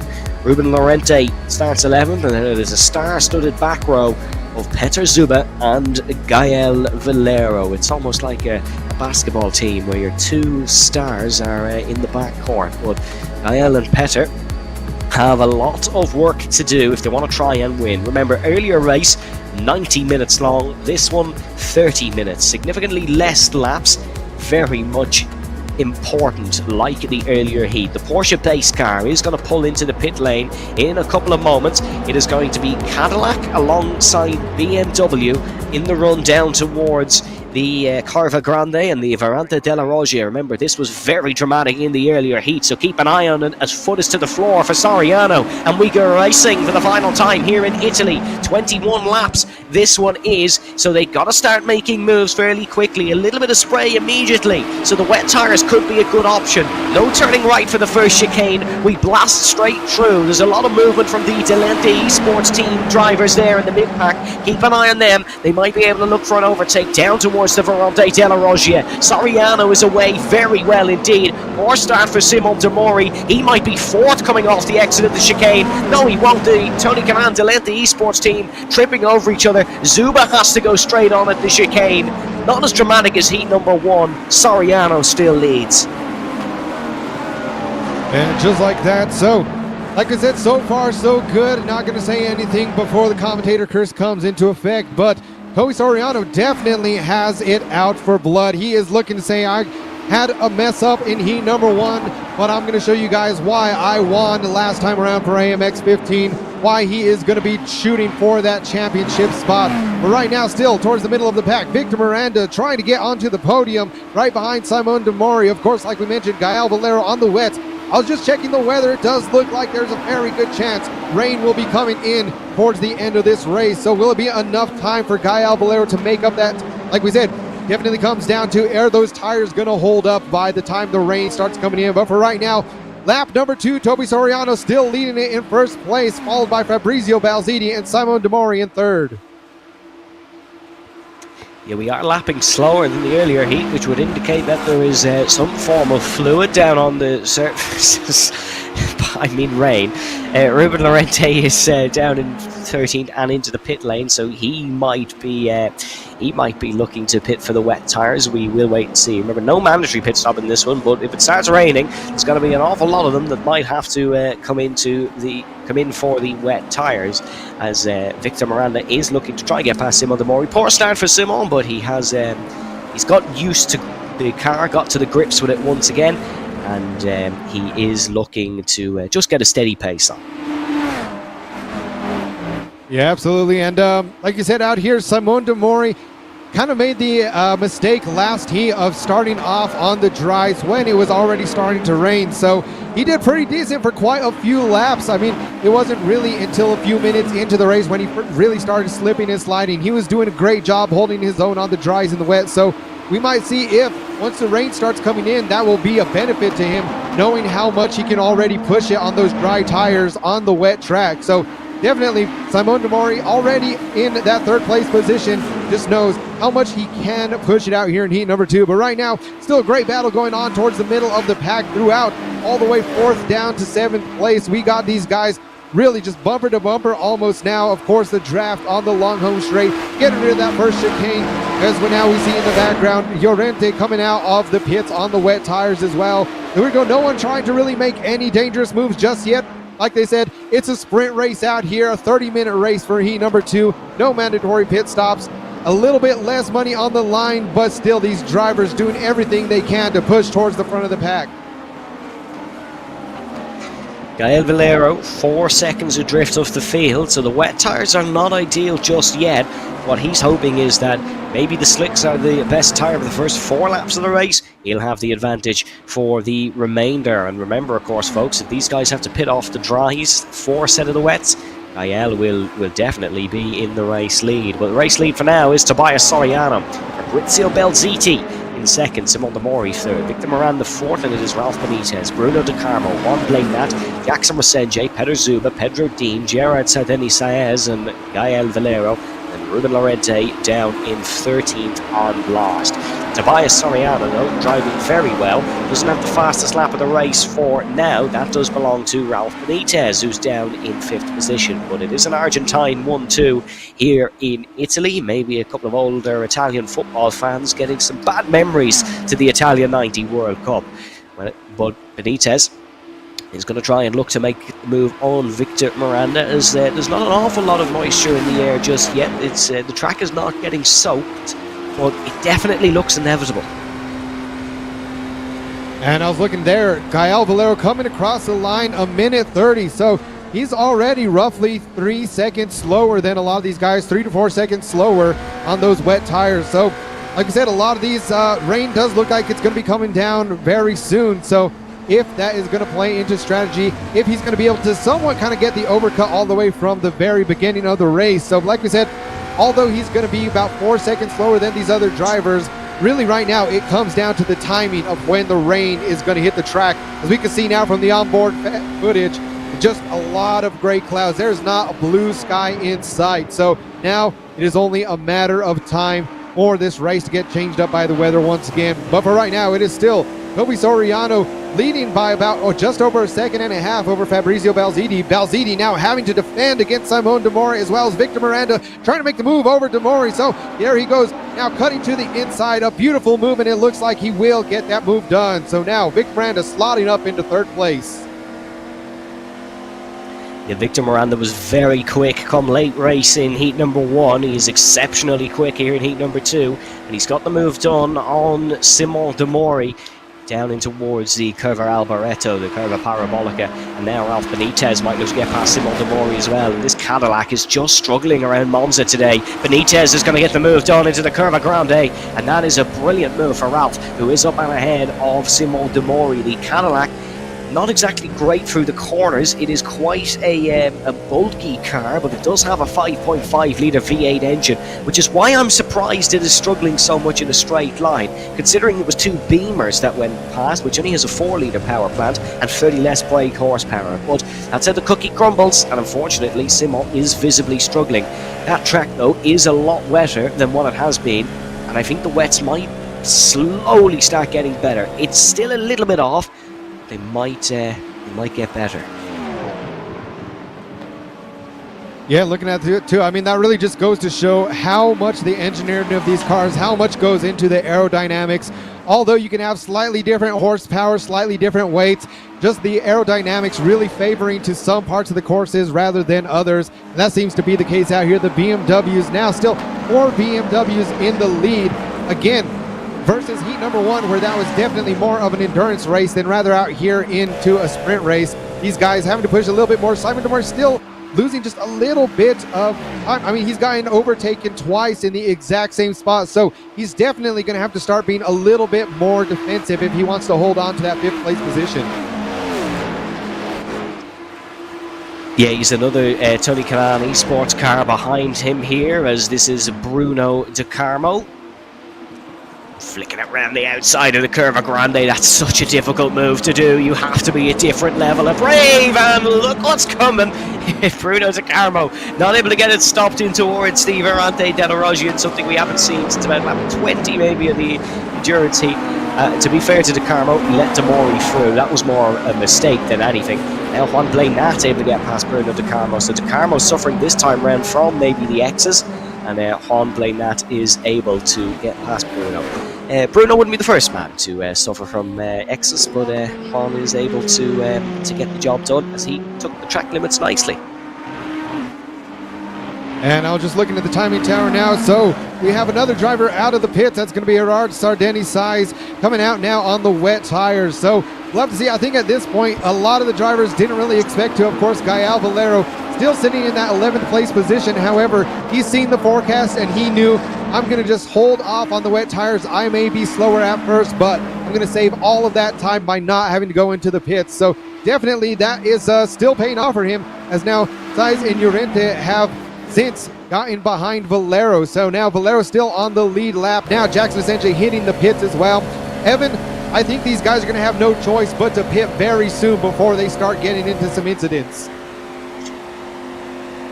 Yeah, the only thing is they're pulling a large gap on Gael Valero, so I'm not sure if Valero will still be in front, but Valero's just going to be getting quicker. These guys are going to be getting slower. Here comes Simon Demore, not going to back down without a fight. Back down the inside of Ralph Benitez. The Cadillac is now flicked around the outside, picks up a little bit of gravel. Demore can build a sand castle. Gravel not affecting him, doesn't dip into the beach too much. He is up, he is ahead of Ralph Benitez, and Simon Demore and his Cadillac, sporting the Whelan Cadillac livery, will not be taken lightly here in this one. There is a lot of spray out on circuit. The lights have just come on for all of them. The only thing here is Demore has experience on these dry tyres in the rain. The rest of them do not. Big move from Juan Blanat. Juan Blanat trying a big move down the inside in his Porsche. Tries to flick it around the outside. There's contact made. There's damage for the three of them. So they all skate through the exit of the corner. Damage for all cars, but none of them with major incidents. This allows Demore to drive on down the road. Pedro Dean looking to get involved in this one as well. And that could have ended up a lot worse, like we've seen the contact between the two Delinte Esports drivers there. Man, I do not know how they did not end up, all three of those vehicles just absolutely taking each other out, as now finally a lot of the drivers saying, okay, this is enough of the wet. It's starting to get a bit dangerous out here. Simon Demore, of course, and Toby Soriano staying out, trying to get the overcut out here. So we got to see in heat number 1, Simon Demore, definitely if there's one guy that can really put it down on the dry tires in the rain, it is going to be Demore, as well as now Toby Soriano, still about almost a 4-second gap between himself and Demore. So I think right now we'll have to see exactly where they come out, as Gael Valero, the strategy paying off for him, going from 10th place all the way up into 3rd, and the front two drivers yet to hit the pit. So like we said, Evan, Gael Valero, an absolute veteran out here, knows the strategy is going to be what wins it at the end of the day, and now has a very good shot at getting the overall win for heat number 2. Gael Le Professeur Valero, genius strategy call here in AMX 15 Heat 2. Heat 1, unbelievable standards. And now he's looking to win Heat number 2. Potentially even better, 17.6 ahead of everyone as they come flying through the chicane. Someone pointing out that the pace car driver was wearing sunglasses in the rain. Yes, he's Tom Cruise. They all come flying around the Curva Grande though, and all very much bunched up, back on the wets that they started. Most of them started heat number 1 in. Still Tobias Soriano and Simon Demore to pit. Could they get out in front of Valero? I'm not too sure. But just like that, oh, we got to see it spin out there, Pedro Dean and Peter Zuba. So unfortunately for those guys, we might have to take a replay. That happened so quick, but there looks like Pedro Dean losing his rear spoiler as well. And now your top two leaders, Toby Soriano looking like he is out of the race for some reason, is off the timing screen. Simone Demori hitting the pits now, going to be pitting for those wet tires. Yeah, that's weird for Tobias Soriano because he's not in the pit lane with Simone Demori. Here comes Gael Valero blasting past his fellow European, and he will be into the lead of this race. The Acura once again leading at Monza, which is not something you often hear. Usually it'd be a Honda leading at Monza because Acura, of course, they're similar companies. I'm not going to say anything in case Acura executive is watching the broadcast by any chance, but they're similar. And yeah, Soriano is out for some reason. What a dire evening for him, Kevin. Yeah, just like that. I mean, like I said, he might just be unfortunately having some connection incidents, but there we see Pedro Dean already getting a little bit squirrely and into the barriers. I see him in the pit lane. I was wondering why he was missing half of his car. I mean, we got to see earlier a bit of a spin out, but just like that, getting a bit slippery out there, and now is having to sit in the pits waiting to get those repairs done. So Pedro Dean, that is his heat number 2 in the books, pretty much having to stay in the pits until he can get all the damage repaired. We'll see if he makes it back out on track. He does not want to get that DNF, still trying to get some points. Like I said, only 13 drivers out on the grid, so although he might be finishing in last for heat number 2, then he is still going to be getting some points, some money headed his way. Now Jackson and Sanjay side by side. We have Simone Demori, Victor Miranda. Victor Miranda going for the move out here, overtaking. Ooh, a very dangerous move in the rain, but he's able to make it stick. And now Victor Miranda up into 3rd place. Yeah, Demori back fighting with the Delenta Tony Kanaan esports drivers, like he has been for pretty much the whole night. If you want to check out the live timing, you can, of course, folks, on that QR code to the right hand side of your screen. In all honesty, you probably should have about an hour ago, but you can still do it. Never too late. It's never too late to join AMX as well, of course, for next Saturday. You can do so on amxrace.com, but more about that later. We've got a fantastic race in our hands here, lap 10 out of 21, so we're not even quite over the halfway mark yet. Still plenty of action to go. Petr Zuba tucked into the slipstream of Bruno De Carmo down towards the Curva Grande, and Zuba is going to go down the inside of Bruno De Carmo, and this could get very close, heading in towards the right-hander as Zuba pulls out of the slipstream. Not quite as quick in a straight line, but has that crucial inside line. Zuba will be picking up a lot of damp puddles on the outside of the track. Petr Zuba is ahead of Bruno, and that is a good move indeed. He's up to 8th.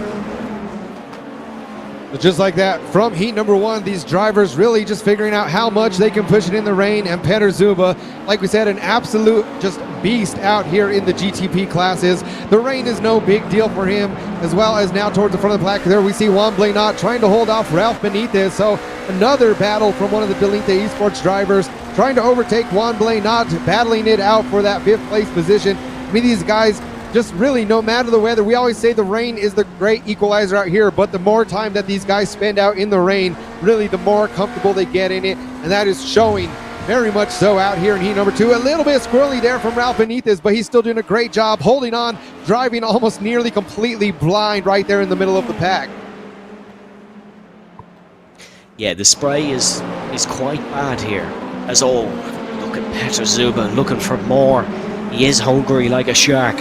Is Jaws, and Zuba is trying to make the move on Jackson Resenge now. A little bit wide for Juan Blenat in front. He's going to suffer on exit and will suffer with straight line speed. And they're all tucked into the slipstream of Juan Blenat now. And this could go 2-3 wide potentially because they're all bunching up. No one wants to give an inch down towards the Curva Grande. And as you're on board with Zuba, what are you supposed to do here? The red lights are just a mere glimpse of what is in front of you. It's a 1,000 kilogram race car. You don't want to run past that. Zuba's going to try last to the late breakers, but he's been done round the outside by Bruno De Carmo. Oh, what a move by Bruno. That is crazy stuff.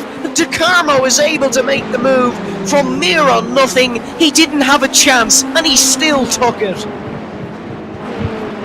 So that is a difficult move to get done even in the dry. So seeing that he's trying to push it that hard in the rain, I was expecting honestly for there to be an accident right there. So that just goes to show the level of skill that these drivers have out here in these cars. And now looking to get another move done right here is Ralph Benitez. See if he's going to get the overtake done. He does not. He slots right in behind Juan Blenat. So right here, Ralph Benitez trying to play it a little bit smart, but like we said, folks, right now we are nearly halfway done through this race in this sprint format. Only 30 minutes to get stuff happened out here, so a lot of the drivers still in very similar positions where they were at the very beginning of the race. Pretty much nearly every single person had to hit the pits. Of course, Gael Valero choosing to start on the wet tires now already has a 12-second gap over the rest of the drivers. The next closest driver, Fabrizio Balziti, also a 7-second gap between second and third place. Here comes Peter Zuba once again, and what a fight we're seeing between Zuba and De Carmo here in heat number 2. Zuba has the outside line through the Curva Grande this time, however. De Carmo has the inside. It was the other way around the last time they went side by side here, and De Carmo just stepping out of line a little bit. Zuba has to give him a wide berth and make sure that there's no door-to-door contact made. Zuba still on the inside line here. Who's latest on the brakes? Who's bravest on the brakes? It's Peter Zuba this time round, who retakes the position. Unbelievable stuff from both of these guys in the wet weather. The two teammates are fighting just in front of them, Ralph Benitez and Jackson Resenje, as it's a little bit wide, it's a little bit squirrely from the Brazilian of Ralph Benitez, sporting that number 8. Resenje is in the 10, and then De Carmo is in the 6. That's how you can tell the difference between those three, and then Peter Zuba, of course, is the red car in between them, who we are now on board with. And once again, it is like he is scuba diving, because it is all water, and just as he brakes, it's a quick snapshot of Jackson Resenje's rear in front of him. Red lights pointing out the back of that car. There's not much Zuba can do to get past it for now. He is past De Carmo. 2 more Delente cars he needs to overtake. It does not cease to amaze me every single time that we get back into that onboard shot, just to see how these drivers, like I said, quite literally almost driving blind out here with the amount of spray. So again, just absolutely the level of difficulty that the rain brings out here, not just in the GTP cars, because they do still have downforce, but in any cars that you are out here. Like I said, this definitely shows the drivers that know the car and track like the back of their hand are the ones that are going to be successful out here in the rain when they are driving with so much water coming across their windscreens. But it's still now Jackson Resenje, Ralph Benitez, Peter Zuba, all of them under half a second next to each other. And I think really, I mean, we got to see who is more brave on the brakes. At that point, too, it is always, as always we say that right there, it looks like Jackson Resenje spinning out, going off the track, now having to fall all the way back down into 9th place. Very disappointing for Jackson Resenje, who was running well, but just snatched the rear maybe on entry, or maybe just overcommitted to the corner and the car just wouldn't rotate. Could have even hit a puddle when turning in. There could be a numerous of factors, but it is a spin for Jackson Resenje, and he has fallen down to 9th place. Juan Blainat has just overtaken Simon Demori, and Demori has fallen down to 5th. You can see him almost taking the defensive line in towards the first corner. Simon will have to try fight back with the Argentine. He wants to retake 4th place, as they both run very wide off the Varalde Ascari and down towards the Parabolica. It is Valero who still leads, and I gotta say, Fabrizio Belziti is way quicker than Gael Valero. He is clawing him in. Victor Miranda there, as that's very wide for Juan Blainat. Blainat is off, he's into the runoff and just about has enough grip. That's a very slippery surface. It would be like an ice rink with water poured all over it off the exit of there. If you remember the Formula 1 2019 German Grand Prix, the drag strip at Hockenheim, very similar surface on the outside of that corner. And Juan Blainat making a big mistake, drops from 4th to 7th, and he's now looking hungry behind Peter Zuba down towards the Curva Grande, but I think Zuba's going to hold on. So we go. So yeah, like you mentioned, Juan Blainat, unfortunately now we'll have to see how much ground he can make up after that incident. We're on lap number 14 of 21, and oh, another person, Peter Zuba, now cutting the course. Like we said, I'm not sure if that one was a mistake or if he got to see what was going on in heat number 1 and said, hey, I'm going to try this, but no, he is letting drivers by. So you can see right there that looked like he did just make a bit of a mistake, gave up a little bit of time there, had a bit of a slowdown, but now you can see the picture-in-picture in the bottom right of Jackson Resenje. Just what happened there as he was going into the corner, and yeah, it just looks like, I mean, he might have just gotten on the brakes a little bit too late and just, you know, hit the brakes too hard. It locked up slightly, and that was him spinning off into the corner. So here we go now as the battle's still going on. Peter Zuba now overtaking Ralph Benitez, going to the inside, but he takes it wide, cuts the course, and now we'll see if he gives that track back or no, not giving that position back. He's still going. So now Ralph Benitez, again, like we got to see, the rain bringing in not quite as much incidents today as we have seen it bring in some controversy. It looked like a bit of intentional cutting going on in the first heat. Now out here, looks like these guys have kind of settled back, settled down into their rhythm a little bit. Now it's just the mistakes that are really causing them to cut the course.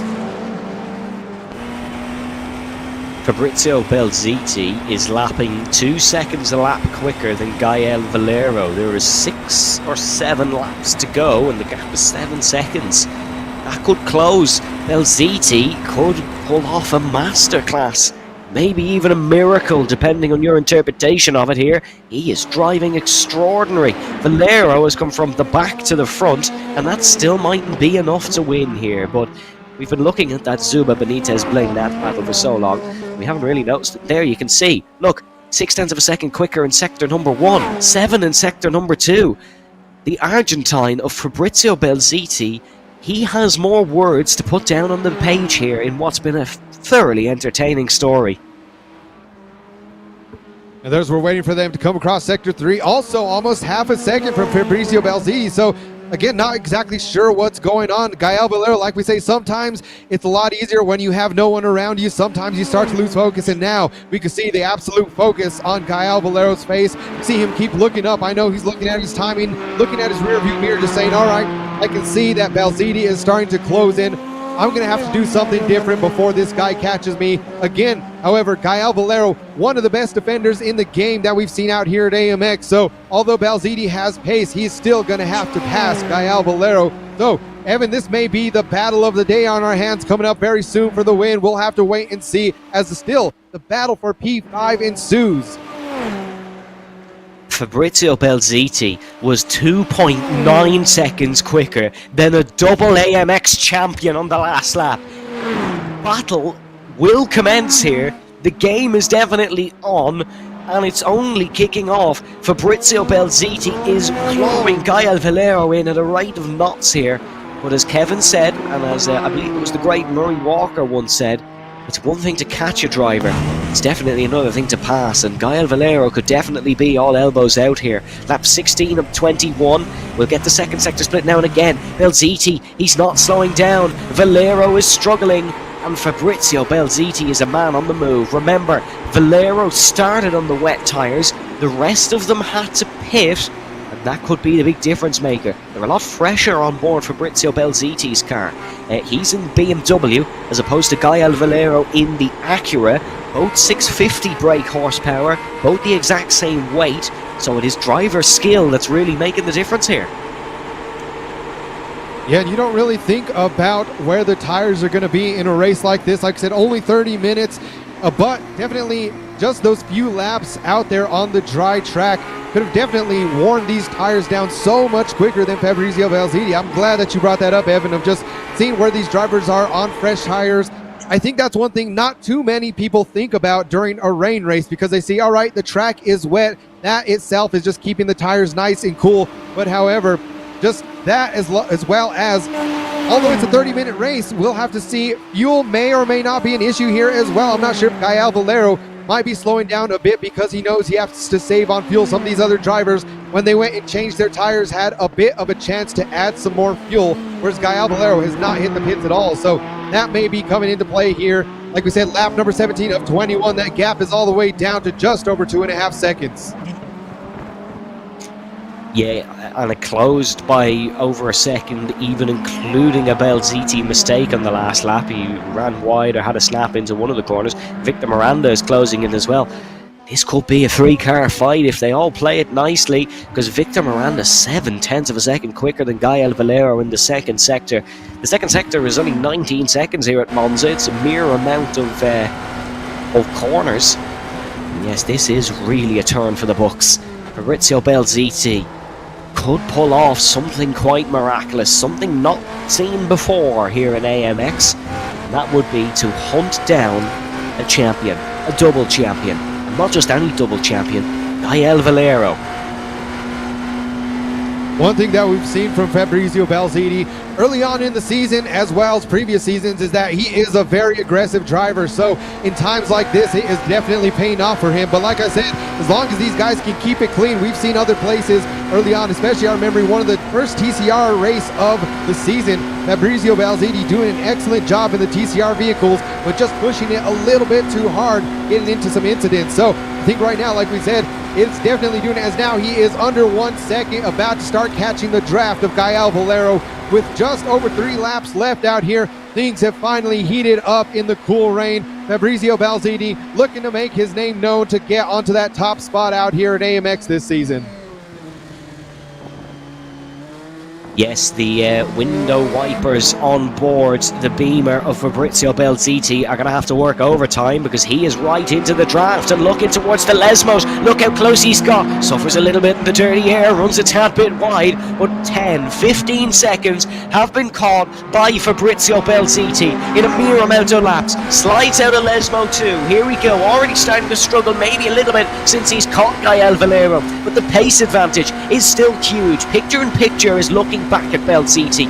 Main picture is on board Balziti, and you can see Gael Valero in front. His best chance is the Verante della Roggia. That is the chicane after the very long straight out of the Verante Ascari and down towards Parabolica. 4/10 has been the gap for the remainder of this sector, so Balziti has been slowed down since he's caught Valero. And look at this, look at Victor Miranda, he's now within a second as well. Lap 18 at 21, soon to be 19. We've a 3-car fight for the win here. Fabrizio Balziti, move needs to be made now. He's trying something that's surely outrageous round the outside of Parabolica in conditions like this. Is not for the faint-hearted. It isn't for Balziti, but he tugs into the slipstream once again. Now has the crucial inside line down towards the Curva Grande, and he is neck and neck with Gael Valero. Gets in front for the first time. He'll be able to be more committed. Fabrizio Balziti leads in Monza. Gael Valero, what can he do about it? The double champion has a lot of tricks up his sleeve, but he's going to have to stay behind. Balziti, oh, he's made a mistake into the chicane. Valero can have another look down towards the Lesmos. Victor Miranda for the Delente Esports team is flying as well. What a battle on our hands.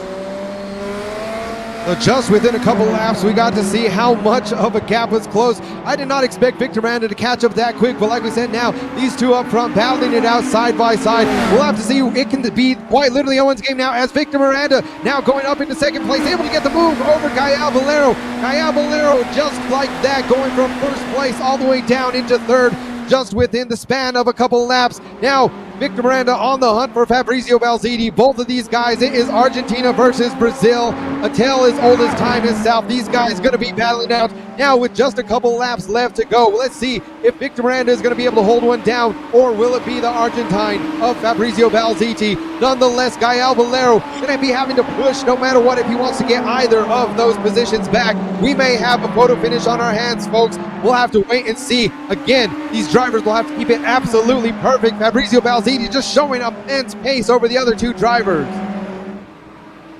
Buckle your seatbelts, boys. We've got a race. It's between Balziti and Miranda. If something went wrong with these two, Gael Valero is still waiting behind to potentially take this one. Here is Simon Demori looking to re-overtake Petr Zuba. This is now the battle for fourth, so this has worked out nicely for Petr Zuba. He's worked his way through the field. Less than a 10 separates them. Demori is going to try and get past Zuba. Two red cars in a field dominated by black and gold, and it is going to be Simon Demori looking to take the race lead. Just another absolutely great move right there. So just like that, folks, another battle immensely. Let's see who gets on the brakes later. So they're trying to keep it going. The track is still extremely wet. So Simon Demori, although he probably could have tried to use that inside line right there, just knows if I start pushing it too much, we are both going to end out of this race. And that's the last thing he wants this late in the race. Although you want to make up one more position, you do not want to end up flying off the track. So that's left room, though, however, Wampley not to start making up pace. So man, just like that, within a few laps, so many battles going on. Everyone's starting to bunch up throughout the pack. And now, still Fabrizio Balziti up front, starting to walk away. Victor Miranda as well. Gael Valero falling back. So we'll have to see. That may be our top three. Simon Demori still within about half a second of Petr Zuba. Petr Zuba now, however, going to have to turn on the jets to hold on to that fourth place position. Yes, mistakes for both Miranda and Valero there in the last lap. Fabrizio Belziti now a 1.5 gap, but that's still an unbelievable battle we had there. The white flag is raised. The final lap in this one, it is going to be Peter Zuba and Simon Demori, though, who will still be fighting on the last lap. And you can see there, 9/10 quicker on the last lap. Fabrizio Belziti was ahead of Victor Miranda as they head into the spray once again. I think it might just be Simon Demori, as even I didn't see him there, and I've been the one harping on about not seeing drivers. Demori, though, is he going to be close enough? I'm not quite sure. And with that, the white flag is flying. So these folks, it is now or never to get the move done for Simon Demori. Like I said, definitely out here. It's been a great race. Much different pacing than what we got to see earlier on in heat number one. Heat number one, it was all about strategy out here. The strategy did play a key factor for some of these guys. However, it is coming down to just the outright pace in the rain, how well these drivers are, how much skill they're showing out here. And right now, I see another move. Bruno De Carmo making up another position there in the back. Juan Blaynaud getting dangerously close now to Simon Demori. Yes, let's see. Fabrizio Belziti actually lost a bit of time in that middle sector, but I think he will still be okay. Simon Demori is under pressure from Juan Blaynaud. These guys have fought a few times in this race, but Belziti is looking good up the road, and it looks like he will be okay as Fabrizio Belziti is rounding through the final couple of corners now. Simon Demori still under pressure from Juan Blaynaud, but Belziti is in Parabolica, and he will be looking to come across the line very shortly. Fabrizio Belziti might just be the second man to walk on water. What an unbelievable performance. When the rain poured, he soared. Belziti takes the win. Miranda comes home in second, Valero in third, Zuba fourth. Will Demori hang on with Juan Blaynaud? He will. And Simon Demori will take fifth.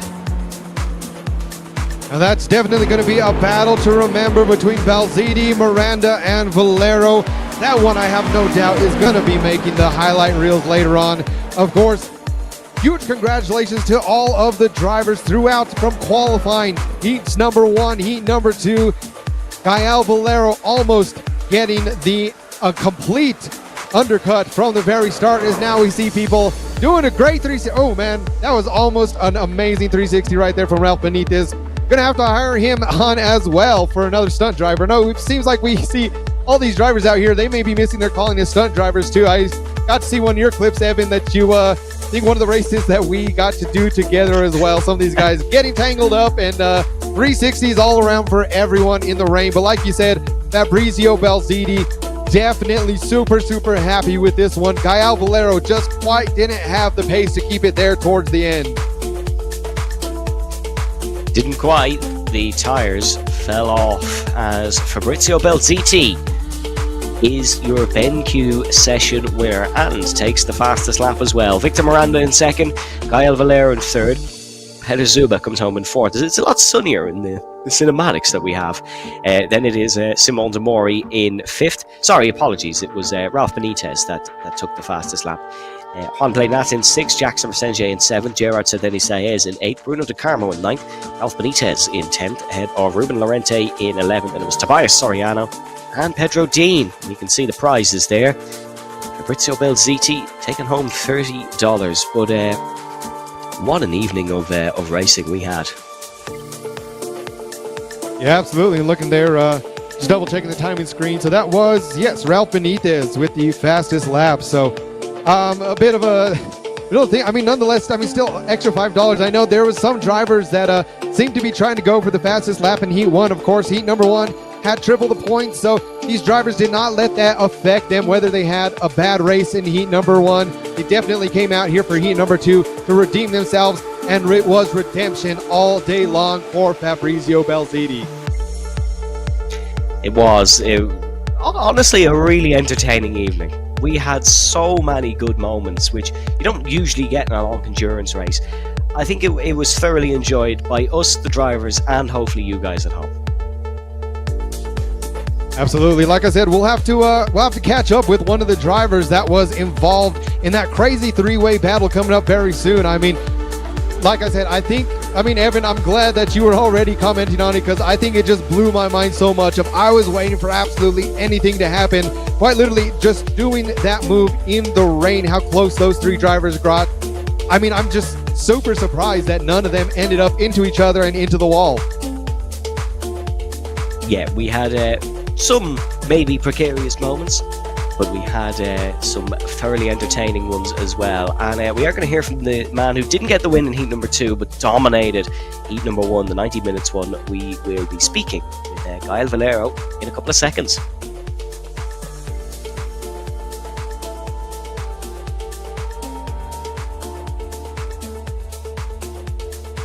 Hello, Gael, can you hear me?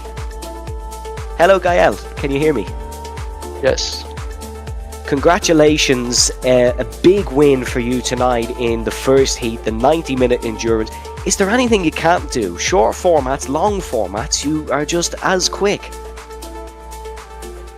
I guess I can do everything, but my finger is turning into a slick. You can see right there, it's turning very red.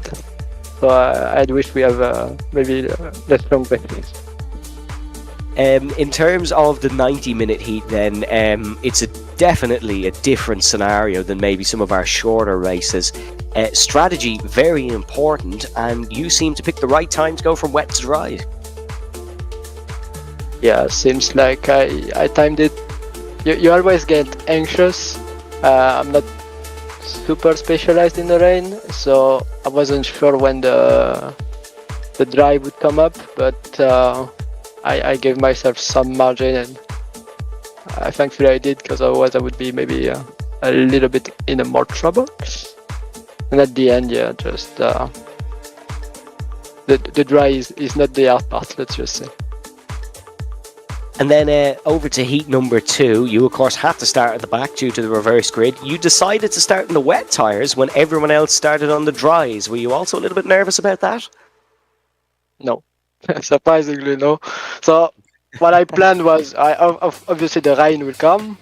What I didn't plan is we didn't have enough fuel for the 30 minutes. So when I saw that, I realized I'm a little bit in trouble. But I'm kind of used to doing no stops in IMSA officials now, so I'm not too nervous about that. There was a little bit of strategy I could have done in the end, but Fabrizio did a good job overtaking me. I could have basically brought one lap down, so I would have less to refuel, but would have implied to basically block a little bit harder. So we were wondering, was it tyres or was it fuel falling off for Gael? Because it certainly wasn't his pace. The answer is the fuel. Gael Valero, thank you very much for joining us, and congratulations on the big win in our 90-minute heat. Thank you.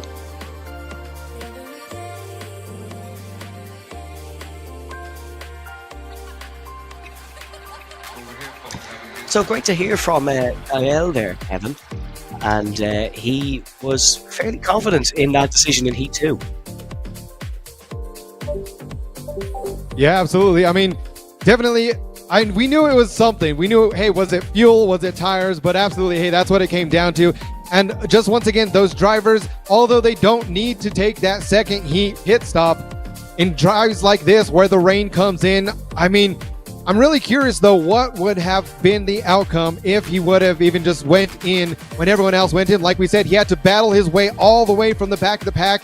He had quite a significant lead at one point, but just out of nowhere, I think that was a realization factor. Like we said, nearly 2 seconds on one lap gained by Fabrizio Balziti. So absolutely great from both of those drivers. And I mean, I can't wait to see now that the championship is starting to heat up a little bit more for AMX 15, where these guys go moving forward. Yes, and of course that will be, I believe, our only big or mini endurance, I should say, in the GTPs. Next time out, as you were mentioning, Kevin, we have our very own Bathurst 1000 V8s in Mount Panorama. That will be a whole load of fun as well.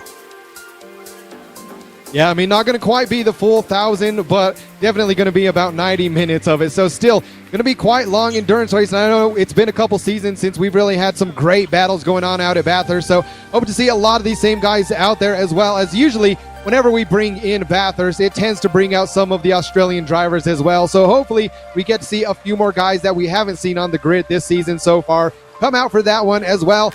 I know I'm excited again about next week, and we got AMX 0 back next Saturday, AMX 5, where we are going to be hitting the ovals. So we got some dirt races going on for AMX Zero, as well as heading back with the Indy cars. So, I mean, I'm really excited on it. We'll have to see if I'm going to be up here in the commentator's booth or if I'm going to make it out there. I mean, going to be some great days, great races, no matter what. But, Evan, I think we have our results coming in for today's AMX 15 race. We do. We'll have Kevin Garcia in America. That means Connor Nixon, you better return for Australia.